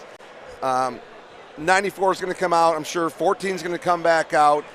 This team is, right now, they are in the starting gate of the Kentucky Derby, and they want to put Richard off the map right now. And if they get one here, it's going to be a heck of a challenge for Richard to get back. Well, I know you were out here in Trenton about a month ago for the showcase. I thought one of the most entertaining games, and there were lots of them, was De La Salle and Flint Powers. Sure. What a phenomenal game that turned out to be. A track meet, if you will. When you have a group, and I've only seen these kids play 2 or 3 times this year, but you can see their approach to the game is so simple, but the look in their eye is they want more. They want it all. And their pace to this game has completely caught Richard off guard. And when that happens, when that ice tilts, it's really, really hard to come back. 4-on-3 for 10 seconds. Draw goes in the corner, controlled by the Pioneers. 2 Pilots in there. Monks comes to help out. Kept in by the Pilots. Smart move by De La Salle. Now they've got the second power play starting unit. Once Richard gets 5-on-3, they'll bring the number 1 guys up. 5-on-3 for just a few seconds. Picked off there by Monks. He's one-on-one with Rivera. Active poke check. Able to take it away from Monks. Minute 20 left. 8 seconds in this 5-on-3. Fakes the shot. Tries to go high. Had Rainey down, but put the puck over him. Extra man back on. Shot knocked down in front of the net. Bodies all over the place, and I think we're going to get a penalty here against De La Salle. Let's see if the official agrees with me. I believe that is going to be on Van Itterson. I think they're calling Kirkpatrick. Checking from behind? Oh, it's going to be 1-1. It's going to be both well, of them. Richard got a break there because they were calling 74 from Richard, 33 retaliates from DC. Otherwise, this would have been a 5-on-3 for the Pilots. Yeah. So it is going to be Kirkpatrick and Van Itterson. Don't forget, coming up in our second intermission, hockey finals next weekend, we'll take a look back at some of the classic hockey state finals that State Champs has covered over the last 20 years, and we'll recap what has been a very active second period here in Trenton between the Pilots and the Pioneers. I got one question for you. Yes, sir. Where's John Kidd? Where's he at? You know, if I know John Kidd, he's working. He's somewhere. Working He's in the building somewhere, right? Oh, absolutely he is. John Kidd doesn't sleep, he works. Scott, I say it all the time. I'll tell anybody that listens. He does all the work. Speaking of work, Pilots working on the power play. Waning moments of the second period. We're going back to 94 back door. Keep an eye on that. There he is. High 97. point. Working it down low from the dot. Rebound in front. Controlled by the Pilots. Another shot from the point. Rainey read that in. Good job clearing the way and allowing him to see that puck in. Draw stays in the Pioneer zone with 42.3 seconds remaining. I know how busy you are with Alta. Are you going to have an opportunity to be out at USA Hockey Arena this weekend? I'm relocating to Florida a couple weeks ago. Where I happened to be at TPC Sawgrass that weekend with some customers, so I can't make it back up here, right? Tough luck at Sawgrass. I'm giving you the control of the reins, and I know you guys do a great job. Thank you very much. Well, we look forward to it. It's always fun making it out to USA Hockey Arena. More work needs to be done, but Pilots have set themselves up nicely. Puck just creeps out of the zone. They're forced to regroup. 5-1 lead with 20 seconds remaining here in this second period. Here it is. Opportunity in front, off the post. You can hear it up here. Pioneer clears it. Vanderdunk in behind his own net. Sends it over to Gangola, but controlled by Pioneer. 2 men in front. Good job by Gangola, keeping that stick down, and that will do it for this second period. 5-1, your score after 34 minutes of play. Scott, let's make this a tradition. You sat with us last year in Dearborn. You sit with us here in Trenton. I know you're doing the back and forth as you guys continue to grow the business, but if you have an opportunity, let's make this a tradition next year. Like I said, Sean, we appreciate the offer. We appreciate being your partner. What you and Mike do here, and John Watson and Jonathan Kidd is so special. Your voice and what you do across the state is why we want to be and continue to be partners for the long run with State Champs. I appreciate that, pal. Have a blast down in Florida, huh? Will do. Scott Sebastian from Alta. I say it once, I say it 1,000 times. Support those who support us, and Alta is a very, very big part of what we do. Don't go anywhere. We'll have some highlights from the last 20 years of the hockey finals, and we'll get Mike Ivesel's thoughts on that second period and what's to come in the third period. Your score after 2, Warren De La Salle 5, Gabriel Richard 1. You are watching hockey here on the State Champs Network.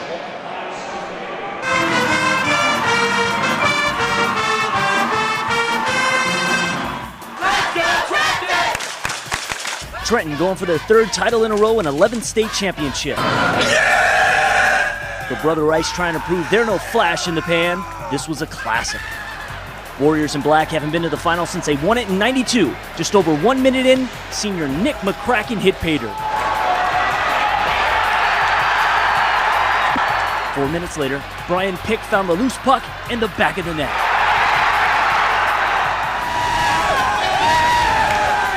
Second shot of the game, 2-0 Rice. Trojans respond, courtesy of Top Gun Jacob Sherry.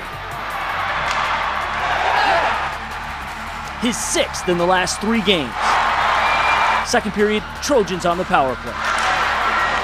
Scott Lukic wrister just squeezes by Logan Tucker. We're tied at 2. Double OT semifinal hero for Rice, Frank Arcori answered back.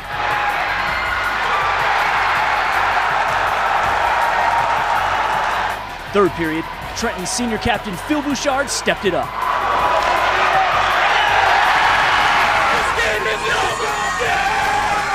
We were headed to overtime. In OT, it looked over right here. Logan Tucker, unbelievable. Eric Hill then did what we all dream of.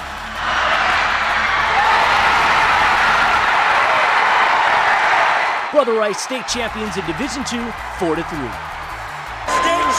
For number 1.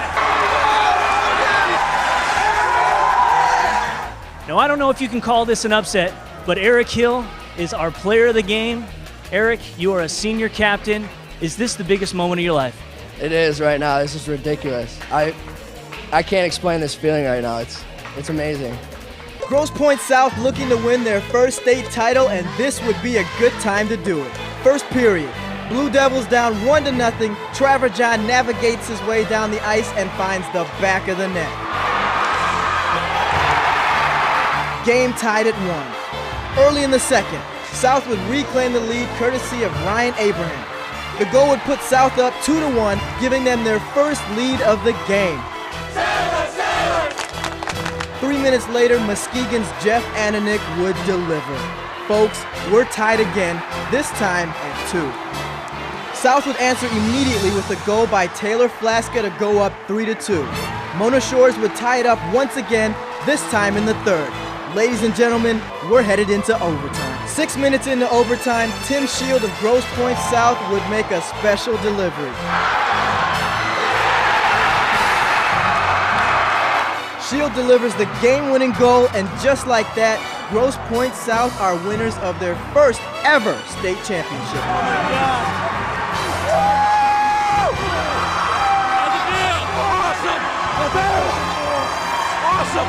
Awesome!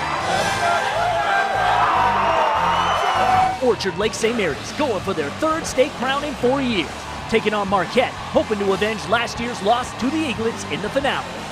Little did we know this one would go down in the record books. We'd pick it up in the second. Marquette, the 2004 state champs, on the power play. Following a mad scramble to stuff it in, Mike Peterson is there to take out the trash. Redmond up 1-0 after 2. Here we go, Eaglets, here we go! It would stay that way until the final minute. The Eaglets pulling their goalie in favor of the extra attacker. It's now or never. Right off the faceoff, junior forward Billy Ballant sends the puck on net, and senior Tim Hooker pounces on the rebound and knot the game at 1. This would go to overtime. But how many overtimes would it take? The question. After a scoreless first OT, Redmond with a chance. John Aho the steal, setting up Brandon Smaby, but stoned by Morley Stockton. A third overtime was needed. Let's go, Redmond! Let's go! With less than 30 ticks left in the third OT, Morley Stockton again robs the Redmond. Peterson stopped, Aho trying to will it into the net, but we remain deadlocked. In the fourth overtime, OLSM with the man advantage, Hooker trying the one-timer, but Redmond goalie John Nezich with the great save. To the fifth OT we go. It almost ended right here. Marquette's Eric Rizzio on the breakaway, but Morley Stockton must be made of mortar and brick. 58 saves on the game, a new state finals record. Eaglets had a great chance to finish it in the seventh. A sudden burst by Ballant, but his wrister is denied by Nezich. An eighth overtime was in order. But again, after no score, and for the sake of the athletes' health, it was deemed a draw, and Marquette and Orchard Lake St. Mary's were named co-champions. This was the longest game in U.S. high school hockey history. Feels weird, but feels pretty good. Nah, man, it was a long night for I get to share with my boy Kripsky right here. T3, and it has been a Cinderella run for the Falcons of Farmington after upsetting #1 Cranbrook in the quarters in the finale for the first time ever, and matched up with the UP's Sault Ste. Marie. Farmington finished 5th in the OAA Red, but here they were, Just 38 seconds in, the junior Jason Petrus with a redirection by Nick McKenzie. Falcons grabbed a 1-0 lead. Farmington has been feeding off the momentum provided by the strong play from netminder John Letherman. He had 60 saves in the win over Cranbrook. Here, the Sioux with a good chance to tie it later in the first, but Chase Gamlin denied. Still in the first, Falcons doing more damage. Petrus once again deflecting the Drake Cole attempt into the back of the net. Farmington went into the first intermission up 2. The Sioux in the title game for the second year in a row, but still searching for its first state crown in 25 years. 18 seconds into the second, Will Gauthier slides it to Blake Mastoff, and the senior scores. Blue Devils down a goal. The Sioux with a good chance to even it up a few minutes later off the Farmington turnover. Gauthier to a wide-open Colby Peller, but Letherman once again with the denial. The Falcons holding on to a 2-1 lead going into the third. The Blue Devils actually outshot Farmington 30-22. Great chance to tie it up late, but Gamlin stoned again. The senior All-Stater Letherman made a great case for tournament MVP. Farmington hangs on to win, 2-1 the final. Falcons become the first team from the OAA to win a hockey state championship.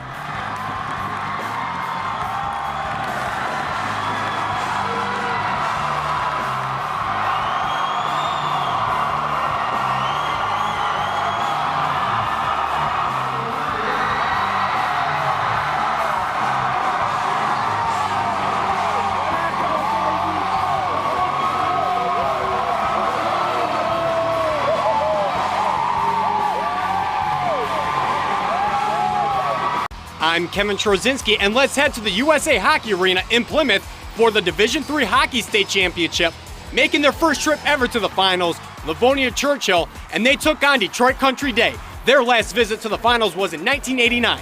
Let's get to it. Scoreless first, and it stayed that way throughout the second until Mickey Van Antwerp with the extra boost on his shift, and he's off on the breakaway. He beats the pressure from behind and the goalie on the blocker side. The Yellow Jackets up 1-0 after 2 periods of play. Country Day on the power play, looking to sting another goal onto the score sheet.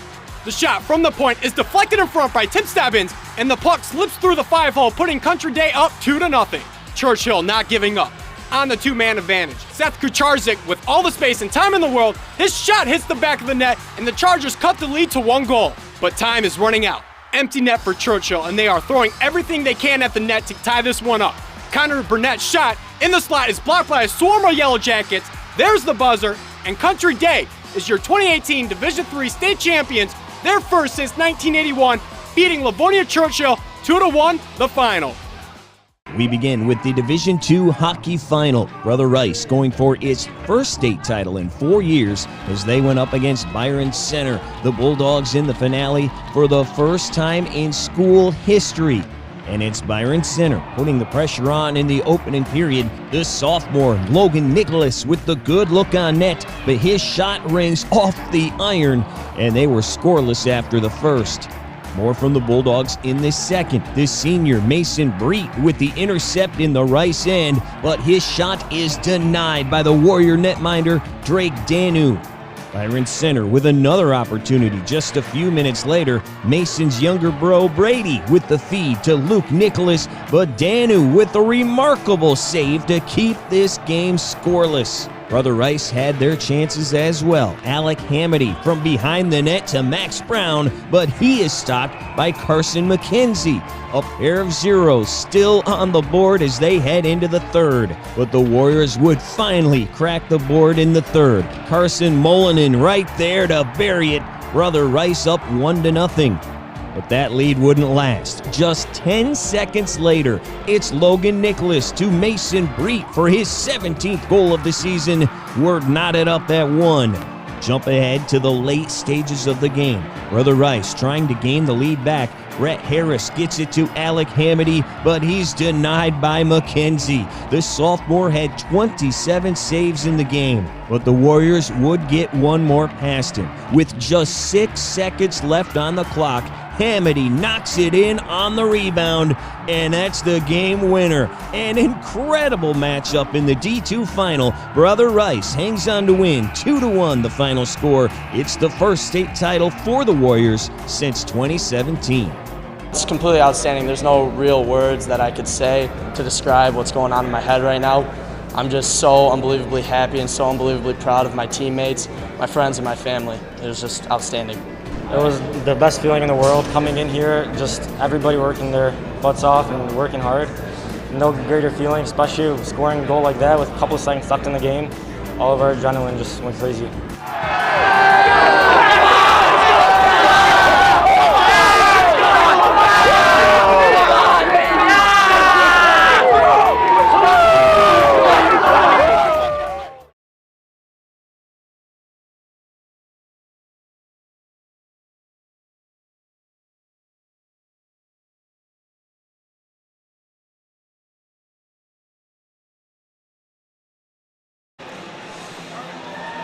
And welcome back into Trenton, Michigan. Kennedy Ice Arena, the spot. Division III quarterfinal action between Warren De La Salle Pilots and the Gabriel Richard Pioneers. 5-1 after 34 minutes of play. And Mike, the Pilots showing everybody why many consider them to be the best team in the state. As I got a chance to sit and watch that second period, Sean, I was thinking the same thing. From the goaltender out, they're not missing a beat at anything. The forwards are fast. The defense are making those outlet passes. They do look like and are playing like the number one team in the state.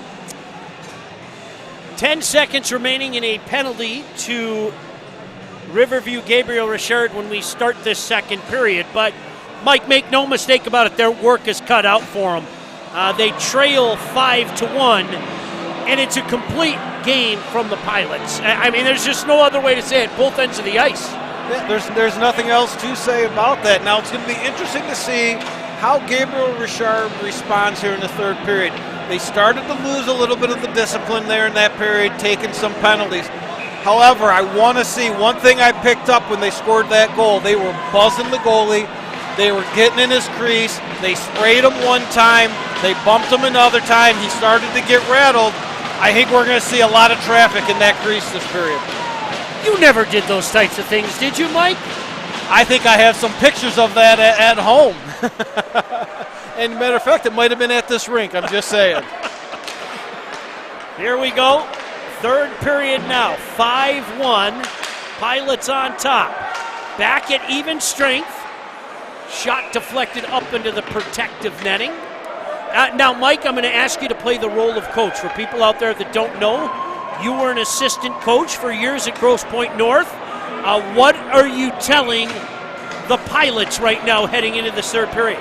The Pilots, that's the easy one, Sean. Everything out. You have to win the blue lines. Out of your blue line, in their blue line. Don't turn the puck in the neutral zone to give them anything to transition on. Play it smart. Kiss. Keep it simple. Puck cleared out, and they kept it simple. Chasing Pioneer back into their own end. We'll get your thoughts on what you're saying if you're Coach DeSanta in a moment here. But again, Stabnik, just a little deflection, but he missed it. It's played, is called on the offside. So what do you tell the boys in the purple? Well, the first thing they have to do is they got to keep their heads. The game is not over. We can't get undisciplined and take penalties and give this Pilot power play a chance. The next thing, I think I said it earlier, get traffic in front of this goalie, get in his head, live in his head. Do that, again, the discipline. You got to use your speed when you get that puck in, and you got to get everything to the net. Come the Pilots again. Jacob Brillotti into the corner. Controlled by the Pioneers, they head the other way. Head of steam is DeSanto down ice. That's a big body down there. A couple of big bodies on that line in 86 and 61. Brendan Payton and Nick DeSanto, two juniors. Now an opportunity on that off wing. Centering pass. Puck is loose, but backhanded away as the puck is knocked off its moorings. And there we go. Send the big body to the net, get traffic, live in his head right there. Another thing, though, they're starting to wear down a little bit, Gabriel Richard. We got to have some quick shifts. We can't have our sticks on our knees when we're still on the ice. And my recipe for them is a whole lot of number 10, a whole lot of monks. how much can this kid give them in this 17 minutes?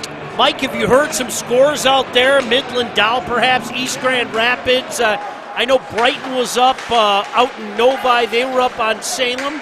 Any score on Dow and East Grand Rapids? That one I don't have. I do have that 4-1 getting late in the third period, Brighton, and one of our top 10 players of the year, Nick Baker, having a huge game. He's a heck of a player. And we got the Midland final over DeWitt, 1-0. And 1-1 Chelsea, Orchard Lake in the third period. There's an interesting game. And our guy McIntyre that we liked watching last year, he's got the only goal for Chelsea. Here it's 5-1, Pioneer trying to get something going. But boy, the Pilots are just so strong defensively, Mike. I know Coach Clark didn't like hearing me say that, but I'm going to have to say it again and again because they played very well defensively here tonight. Absolutely. Again, they've played a complete game. As I said, from the goalie on out, I find anything for a coach to really get mad at here. Another opportunity here. Back to the line. Shot from the line, just a wide. That was Stabnik. Rainey put a glove out, but let it go. On the backhand now. Back to the point. Rainey says enough of this. He's going to freeze it and keep the draw in that Pioneer zone. 14:27 to go, Mike, here in this third period. Well, and they're just, again, methodical. They're keeping the puck down there. It really looks like they've worn down Gabriel Richard. I'm going to expect they've got to have that second wind coming, and here we have number 10, Monks, out here. Let's see if he's ready. Opportunity to get it out. There's Monks. Tries to go far wing. Puck knocked back in by the Pilots. 14:10 to go here in the third period. Pilots in control, 5-1. A packed house at the beautiful, beautiful Kennedy Ice Arena. Now trying to get something going is Childs. Childs has the goal tonight, taken away. Sent near side, controlled for the moment by the Pilots. Nearly given away. And back to the point. Shot from the point. Boy, nearly got through. Puck laying down in front. We got a penalty coming right now. And that is going to be a shorthanded situation for the Pioneers. You know, it's unfortunate. We want to get in the goalie's head, but we don't want to put our stick on him and push him out of the net. I mean, he's making his case that it wasn't him, but it was pretty clear he made that a very easy call. Now, is that going to rattle the goalie? We're going to have to find out after this power play. So coming out to take this draw, it's going to be Brady DeMartle. He spins around. See if he tries to win it back to the point. Gangola's had a very good night. I do not pick stars here, Mike, but if I were to pick a star, I'd give one to 14. It may not show on the score sheet so much. He's just had a strong, strong game. He's been all over the ice, playing every role that you want him to play. I mean, it's one of those. We may not even have said his name too much tonight, but sometimes that's a good thing. Vanderdonk going to send the puck in deep. Stagnant gives chase, but kept in at the line.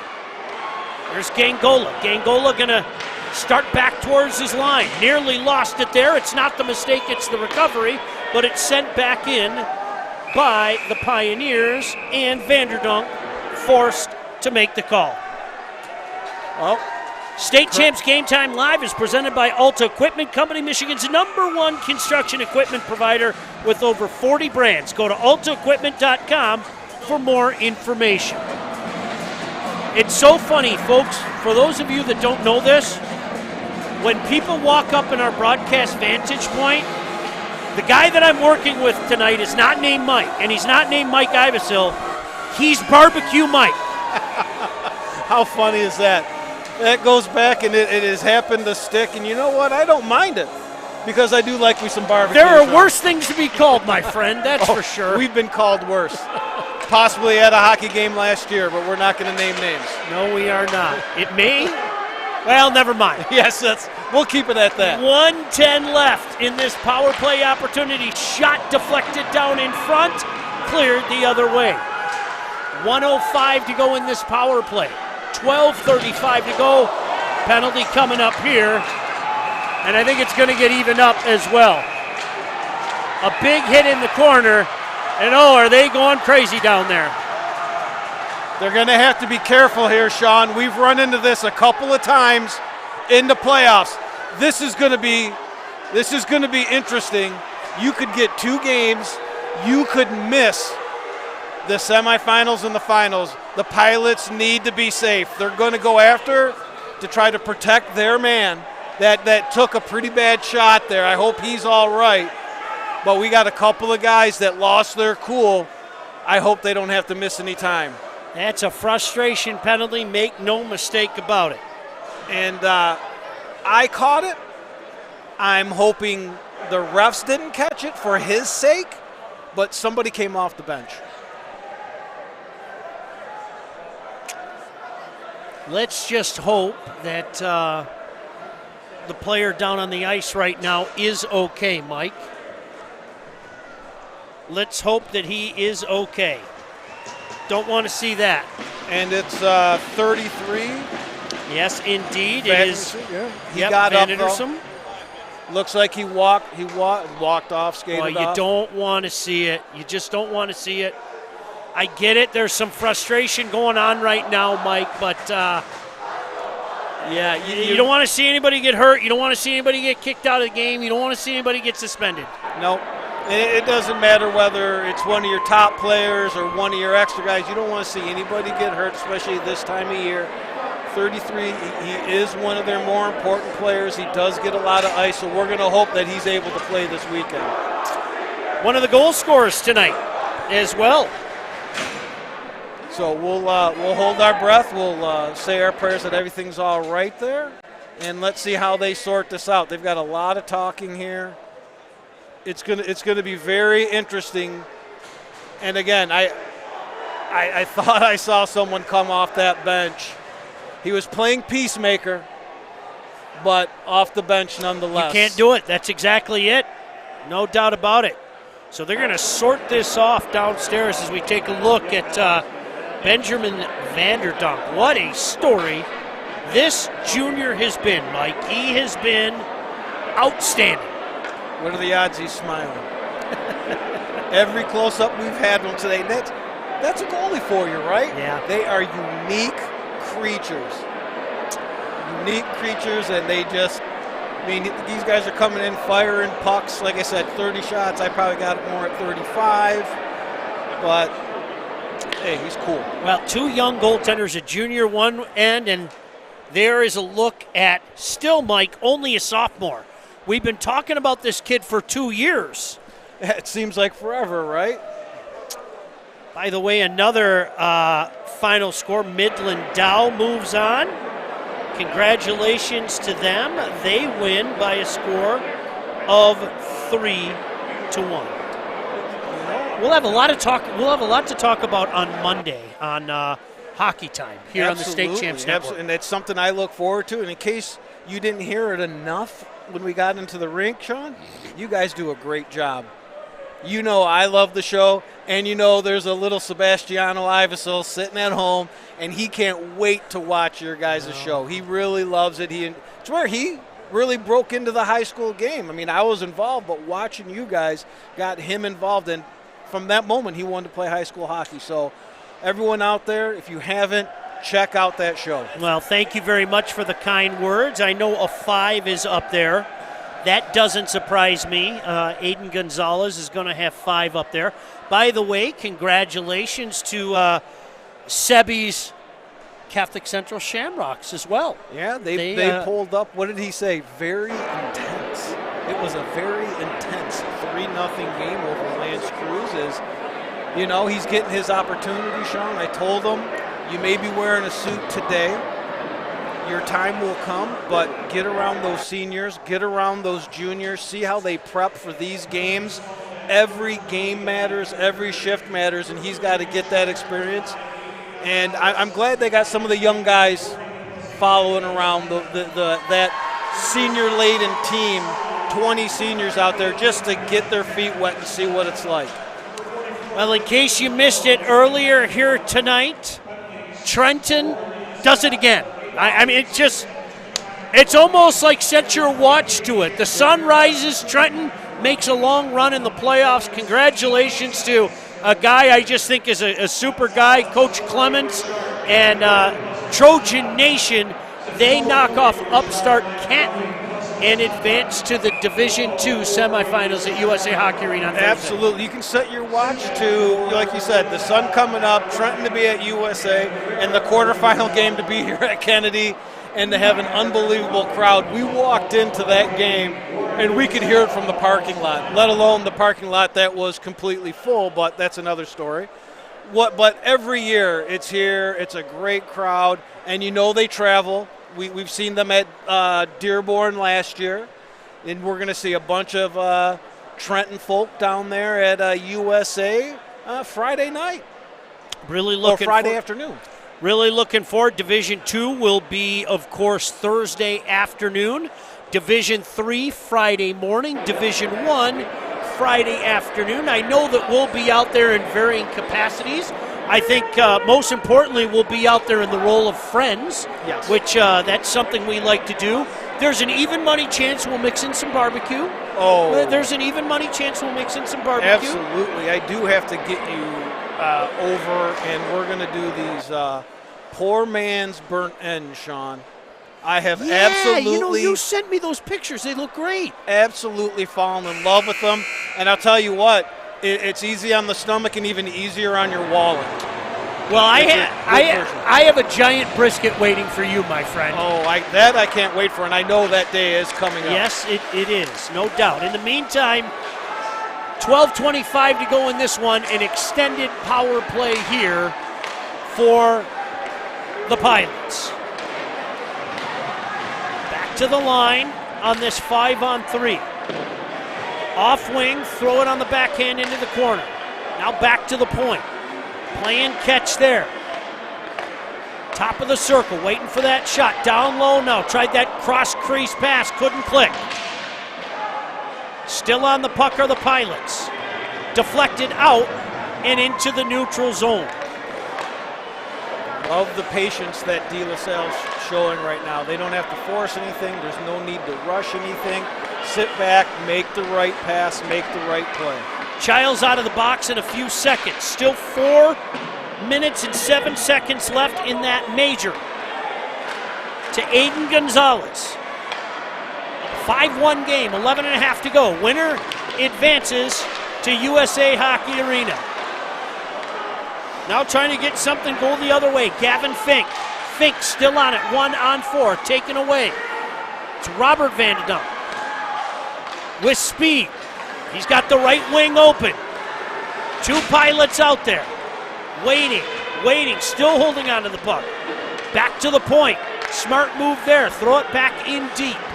11 minutes to go in this 5-1 game. Pilots on top. Extended power play. In the corner now. Stabnik moving it with his feet. Opportunity in front. Puck lay there for a moment. Shot deflected just a wide of Rainey. In back behind the net. There's DeMartle. He's holding on to it. Just throwing it towards the net. In back behind the net. Showing some patience, Mike. You talked about it. Showing a lot of patience. Keegan James throws it out in front. Big hit in back behind the net. Now an opportunity for Pioneer the other way. 2-on-2. Look at that play by Monks. Oh, and staying with him all the way. Vanderdunk. Monks, we've seen Monks do that a couple times. Come on that off wing and set himself up high slot. He didn't miss that by much. You could see what he was doing. He was flowing one way, trying to shoot that puck back the other way. And who was there in tall? De La Salle goal. He's been there all night. Shots on goal, 31-24 in favor of the Pioneers. And I'm wondering at what point Gabriel Richard's going to start getting a little risky and putting a little pressure on him. And just a side note, it just came across, that's a final. It's 4-1 Brighton. Congratulations to Coach Cavisto and the Bulldogs. Dangerous team in Division I. Especially if that Nick Baker's playing the way he did tonight. 2 goals and an assist. I really like those sophomores that they have. Duffney and Pettit? Yeah, really good players. I had a chance to sit down and talk to his dad for a little bit at the Jackson game. Nice guy. Pettit or Duffney? Pettit. Okay. Real nice guy. Here come the Pioneers trying to get something going shorthanded. Still 2 minutes left on that Aiden Gonzalez major. 9.5 to go in this one. Here come the Pilots, though, looking to add on that. Rainey kicks it aside. Straight to number 24, Sebastian Potter. Potter picks up some steam. 1-on-3. Again, playing so well defensively. The guys coming back, Mike, they just don't give you a lot of chances. We've said it over and over and over. They're in the right spots all the time. They have the back pressure coming back into their zone, and they get in spots to take away the passes in their defensive zone. Sigmund gives it up. Out into the neutral zone now. Is trying to get something going was Rivera. He's had a good night as well. The young man, the senior. Pilots, of course, won the D3 championship in 2017 and looking to get back to USA Hockey Arena. They're about 8 minutes and 35 seconds away from realizing that dream. Minute left on this power play opportunity. Puck down in front. Oh, just bounced off the waiting stick of Seton Heilman. Now they're buzzing. Opportunity in front. Oh, Rainey had to be careful. In tight as Keegan James was banging away from 2 feet out. He was banging away, and they had 2 guys bearing down coming in from the high slot. That was a great play for him to be able to get his blocker on that a la Dominic Hasek and save that puck. You know who I can give the first star to tonight? Our boy Chuck doing such a great job. Oh, he has to deal with us. Every game he should get it. I mean, he doesn't. You can't pay him enough, and here comes Monks. Here comes Monks. Boy, how about that speed getting back? My goodness gracious. Oh, no. Oh, no. Yeah, some more frustration. You just hate to see that. My goodness gracious. And what again, I can't stress enough, these coaches, they've got to get these guys to the bench. They've got to settle them down. Nobody wants to lose anybody for this weekend. Whatever team advances, be it Gabriel Richard with a great comeback or De La Salle holds, you can't afford to lose one of these guys. They're playing great as a unit. How about the speed of Gangola to get back and take away that area of danger in the slot, Mike? And you can't express how frustrating that is as a player when you think you've got a break, and every time there's somebody there, there's a stick there. It's exactly what we said as we stood in that corner and watched them beat CC. Getting word that Orchard Lake has scored. Orchard Lake St. Mary's now has a 2-1 lead in their Division III game. Okay. Let's not. Some words that we've heard lately. Let's not sleep on number 19 McIntyre in Chelsea. Let's see what he can do. Thank you for the update, guys. Another long conversation at the scorer's table. Let's see what they call. I can tell you this. We have Gangola in the box for the Pilots. That is going to be an interesting call, Sean. My goodness, what do we have? Do we have 3 players in the box for Richard? Well, we have the one that had the 5. They just took Monks out of the box. Back to the bench. But I'm going to be interested to see what they give 14 here. Again, a very important player. Hey, by the way, voting will end on Tuesday at noon for the State Champs Hockey Player of the Year and Wall Award, presented by our friends at Warrior Hockey. You can cast your vote at statechampsnetwork.com. Whoever leads our online vote will be in our Final Four. So, Sebi, if you're listening, make sure you go to statechampsnetwork.com and you can cast your vote as well. Absolutely, and I'm sure our Wi-Fi is working, so go do it now. He's probably using it to order some Uber Eats, if I'm guessing right, if I know him. Still having a conversation at the scorer's table. I wish we could give you more. The linesman in there kind of giving his perspective of what he saw. Here we go. Now, let's see the response. How the coach reacts there, we'll know exactly what's going on, right? One official heads to talk to Coach DeSanta at the Pioneer bench, and the other official comes over here to talk to Coach Clark. I'll let Mike Ivesel try to read lips down there. We'll reset for you. 8:11 to go here in this third period. Warren De La Salle on top by a score of 5-1. We will be out at USA Hockey Arena all weekend. I know not only the great staff that we have here will be out with their cameras, but John, Mike, myself will be out there interviewing some guys. I'll be calling the Division I and Division III final games. Looking forward to it. Make sure you come say hello.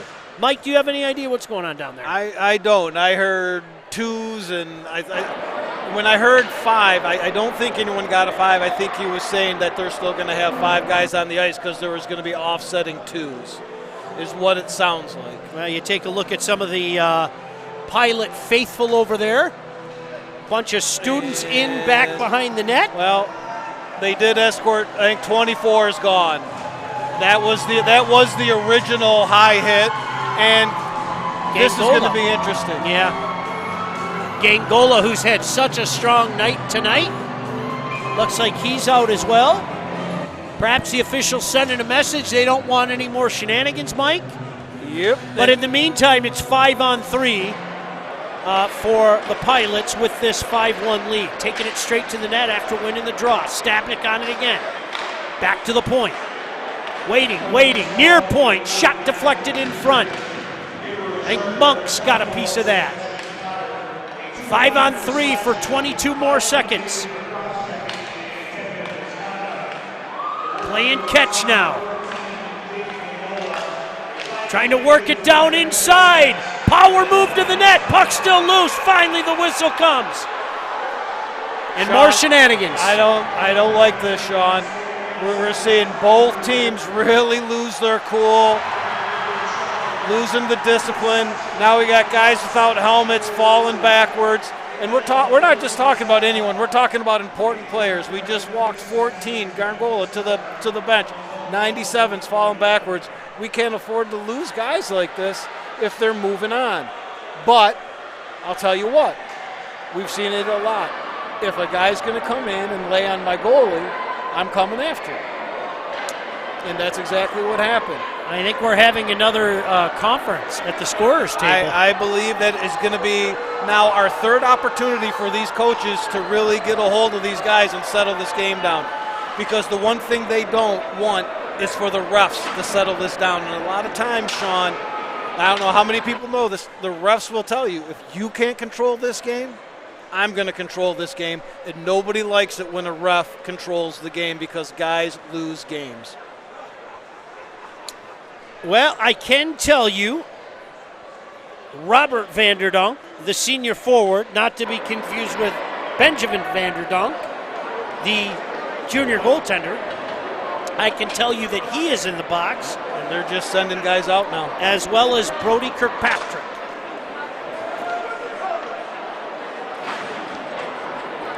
And there's the message right there. The refs just told them, you're not controlling it. We are 2s and 10s the rest of the night. 7:40 to go.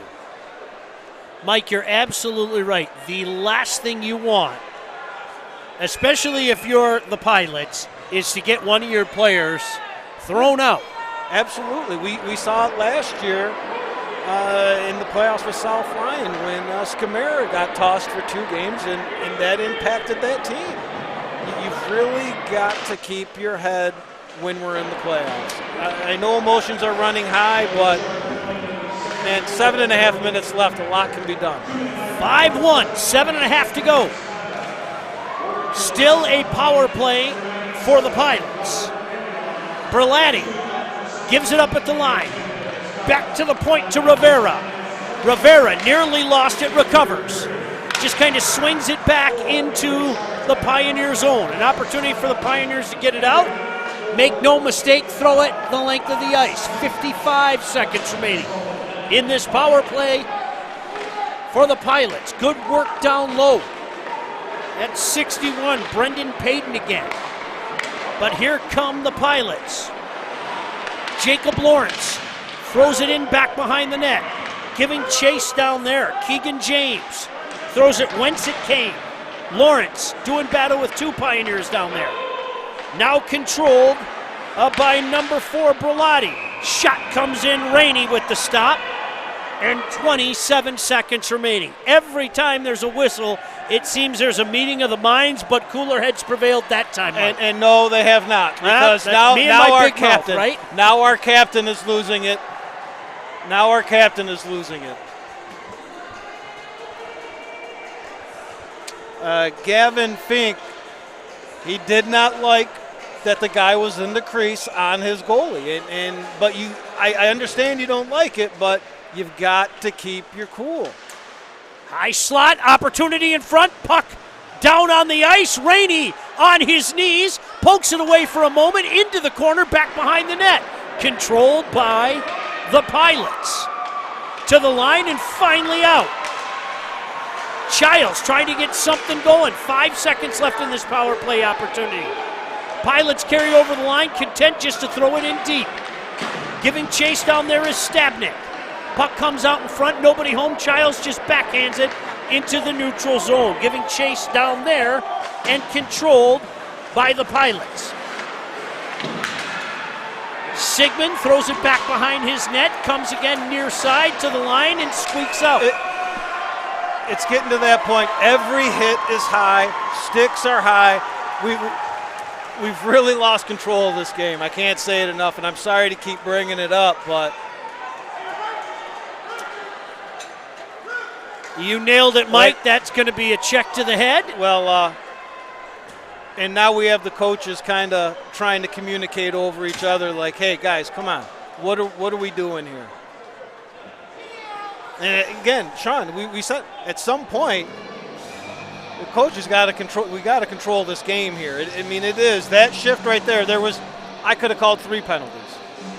5-1, 5:48 to go. Mike, another power play opportunity. I think this is what we're going to see a lot of. Like I said, frustrations. Kids are frustrated. I get it. And there's another one right there. It's just you hate hearing that thud from behind. It's taught for Don't forever. React. You see the numbers. You can't do it. I believe, is that Nick Schwein? It is indeed. Number 20. It is indeed. The senior. Check from behind, and this is going to be another 5-on-3, Mike. Right. And I'm going to be fair to this, that when it's seniors, it could be your last game. You're counting down your last shifts. I get the emotions are, but it's just not good to see, and it's not helping anything. It's been 5-on-4, 5-on-3 for the last, 5-7 minutes? Shots on goal even now at 32 apiece. Another 5-on-3 for the Pilots.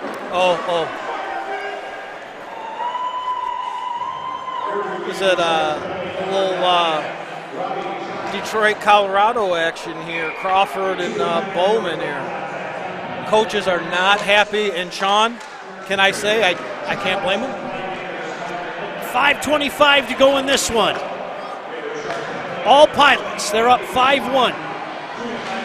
Another 5-on-3. Keegan James in behind that Pioneer net. Sends it near side. Nice spin there by Stabnik. Sent out in front. Puck just wide as the net comes off its moorings. All right, let's hope for a little more peaceful last 5 minutes of this game, and hopefully our microphones are picking up what's going on down there, because My mom might be listening here, Sean, down in Florida, and I don't want her ears to hear that. Always love to hear that. We say hello to Barb Iverson. Oh, I mean, if you're going to say hi to Barb, you well, got to say hi to Big Seb. Big Seb. Big Seb's right next to her. 5-1. And let's be fair, she's listening to you. 5-on-3, cross crease pass, score. Wow. Keegan James buries that one. I believe, was that 22? I believe it was 22. It was. Let's see who comes to the bench first. Yeah, 22. Yeah. Tops off a little tic-tac-toe passing. You've seen it. It's been coming for the last 4 minutes. Once it settled down, the penalty killers are tired, and they're just going to take advantage of it now. Now there's the turnover coming the other way, Mike. Yeah. And bam. 6-1 now. 4.5 to go in this one. And the Pilots still on a power play. Controlling the puck, trying to work it back down low. Finally an opportunity to clear it. And Pioneer does that. 4:20 left. I don't know why I'm thinking I might not want my goalie coming out and playing the puck right now in this game. I hate to say it, but that's the feel I'm getting. No. There we go. Nice hard play. Nearly a giveaway. Good hard work there by Vasquez. Still battling hard. Opportunity in front. They score. There you go. Nick Pajaco. And that's the Gabriel Richard. That was the number 2 team in the state for a while that we talked up, that we were excited to see when you get through the shenanigans. There's a good hockey team there, and that play showed it right there. That was nice. That was grit, hustle, and skill. Boy, across the board there, Mike. I mean, really, winning some battles in deep, and how about the senior getting a goal? You talked about it. You want to go out on the highest note that you can. I know he's going to be disappointed losing this game, but to score a goal late like that. Absolutely. It may not mean something right in this moment, but when he sits down and the emotion of the game gets by, it's a pretty cool moment on a very nice goal. And a shorthanded goal at that. Another opportunity as this power play just expires. 6-2 game, nearly a giveaway. Coming back the other way. It's DeSanto into the corner. DeSanto loses it, picking it up there. DeMarto, he's going to skate it out. Far side to Keegan James. Puck rolls off his stick, coming back the other way is Gonzalez with speed. Gonzalez trying to take it wide. Still holding on to it, still holding on to it. Good rush there, check that, that's Weishart. Puck finally taken off his stick, and here come the Pilots the other way. Throwing it in deep. Trying to keep that puck in and rag off this last 2 minutes and 40 seconds. Hey, the teams, players, coaches work hard all week getting ready for the game. So do the officials. Local officials meetings across the state every week help the men and women calling the action stay on the top of their game. Let's give them the respect that they deserve. Better yet, why don't you become one? Visit MHSAA website for more information. There's help wanted. Just whistle. 2:15 left. There's another opportunity. Double fours on that off wing. Throwing a backhand towards the net. Easily stopped there by the goaltender, Vanderdonk. And we're getting, again, another look at why Gabriel Richard is here. They've got the speed. They've got the skill. They have the players to do it. And now they're just a little bit more focused on playing the game. Well, the student section singing a song, Mike, from our youth. Yeah. Na na na na, hey hey, goodbye. Yeah, was that Stadium Jams? You'd probably pick that on if you could find the CD. You used to hear it everywhere. Remember, even at the end of Don Cherry's Grapevine, they played that song. Absolutely. There's a throwback for you, a little Don Cherry. This might be a game he probably would like a little rock'em sock'em, huh? That sure has been. Congratulations to Sean Clark and his entire staff. I'll tell you what, I've got to know Coach Clark a little bit. Great guy. Always smiling, and he's smiling for good reason. These pilots are darn good. Another opportunity in front. Oh, Rainey had to be careful there. Yep. Coming with speed in that slot area was Garner. And the right-handed shot let her go quickly, but Rainey comes up with a big stop. Yeah. He'll be back, ladies and gentlemen. That is a heck of a goaltender, and still only a sophomore. He'll be back, Mike. And again, in the moment, this is crushing. It's not the greatest, but these are the moments great players learn from, and they come back better next time. Draw one. Comes near side now. Jansen loses it for the moment, but coming back, giving chase and support is Robbins. Keeps it simple into the neutral zone. Just throw it towards Rainey. The draw stays in deep in the Pioneer zone. Want to tip my cap to the Pioneers. A heck of a season by the Pioneers. And Mike, some people might say they were overrated. I disagree. This was a top 10 season all year long. Played Catholic Central tough. Have some big wins along the way. Still a young team. They'll be back next year. Still a young team. They were obviously that young last year when we watched them. They still got the guys, the horses that can return. And, yeah, you can't judge a team off of one performance here or there. You can't take a snapshot. It's a whole story that you have to look at. And the whole story of this team this year is this is a top 10 program. This is a good program. 40 seconds to go in this one. Shots on goal 35-34 in favor of the Pilots. And, of course, the most important numbers, Mike, 6-2. Warren De La Salle is heading back. Score! Oh boy. A snipe and then a shot to the jaw. And oh boy, a lot of frustration now.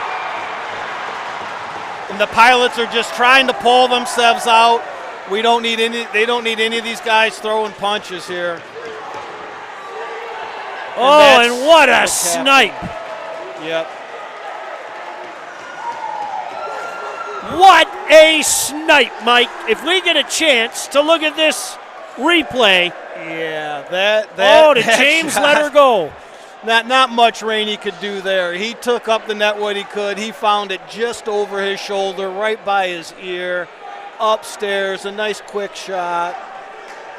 And this isn't the way we wanted to see this game end. No, it's unfortunate.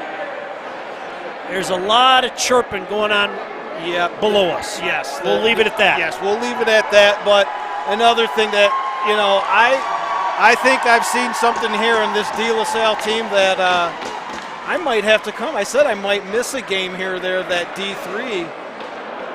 Uh-oh. Now they're going to go take the puck here. He won the puck for the game. He wanted to get the puck for his teammate. A little gamesmanship. We've seen that before. We've seen it before. And now he's going to give it to Gabriel.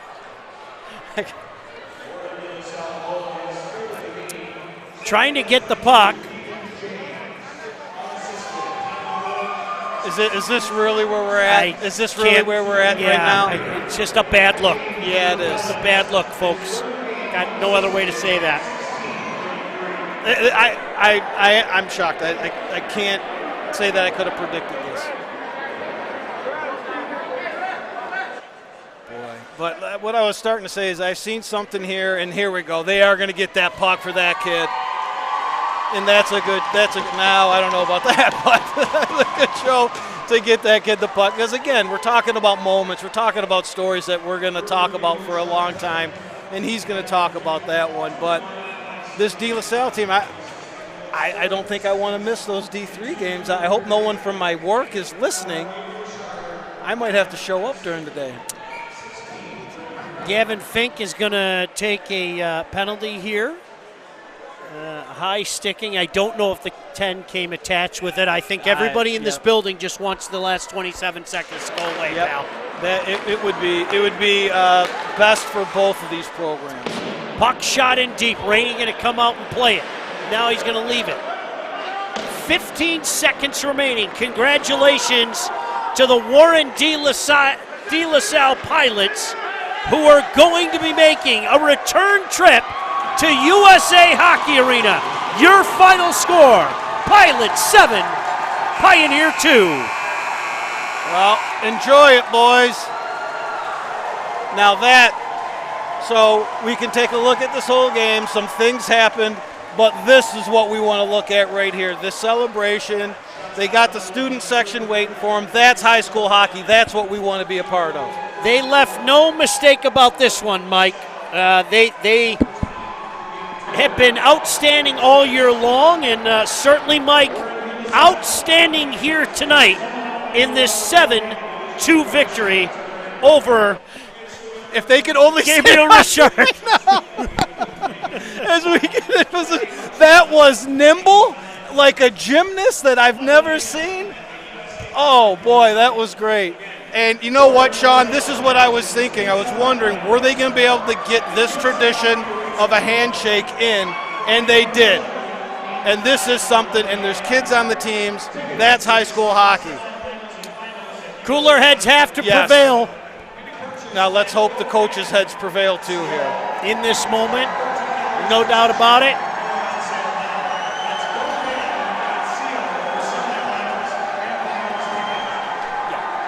Coaches meet there, center ice. Looks like a friendly conversation. Everybody's shaking hands, and you look at the other end of the ice, and the celebration has already begun for the Pilots. Coach Clark and Coach DeSanta having a nice conversation there. Two classy guys. I like the both of them, Mike. I like what I just saw there. Stuff happens, but you've got to be able to come together. These are programs that are going to play each other for a long time. Your final score here tonight, Mike, a 7-2 victory for Warren De La Salle. Congratulations to the Pilots and their fan base. They're going to be back at USA Hockey Arena. Mike, I've said it once, I'll say it again here tonight. Division III is the toughest division this year. Make no mistake about that. And it's going to be tough for anybody to beat this Pilot team. Yeah, and like I said, I can't wait to see them in the Final Four, to see what they bring.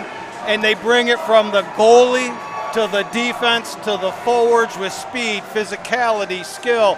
They have everything, and we've said it a couple times tonight, Sean. Number one team in the state. They're showing it. Pretty hard to argue. Most importantly, neither of us popped a groin or a knee or a hamstring climbing over these chairs to set up our shot. John Watson, who does so much behind the scenes, came over and tried to help the old man over, and you know what the old man did? Get out of here. Absolutely. I got this. Get out of here. It's kind of like one of those when you get a weak goal and you say it all looks the same in the box score. It all looks the same. We got over these chairs. We won. That's all that needs to be said. That's exactly it. No, listen, want to thank everybody. Again, Scott and everybody at Alta for everything that they do. We're not here without them, so thank you very much. The staff, so many people behind the scenes doing so much. And, you know, when you have guys like us to work with, it makes your job even more difficult as well. Yes. But in the end, it's all about the product on the ice. And, Mike, some final thoughts on this one. Heck of a season by Riverview, Gabriel Richard. They aren't going anywhere. This is still a young team who's going to be in the mix. But tonight, and really all year long, Warren De La Salle has looked like a team that is the team to beat in Division III. Absolutely. They staked their claim to that tonight. We didn't know what we were going to expect. Two pretty similar programs, but they came out and they just took it to them. You know, there's no other way to put it. They took it to them. The goaltender, #1 star, spectacular. We talked about him earlier. They really lived up to everything we said in the pregame. Yeah, no doubt about it. Total team, all areas of the ice. And your final score here indicates that. Warren De La Salle knocks off Riverview Gabriel Richard by a score of 7-2. Thanks to our staff. Thanks to my broadcast partner, Mike Iveso. Most importantly, thanks to you for joining us. We'll talk to you soon on State Champs.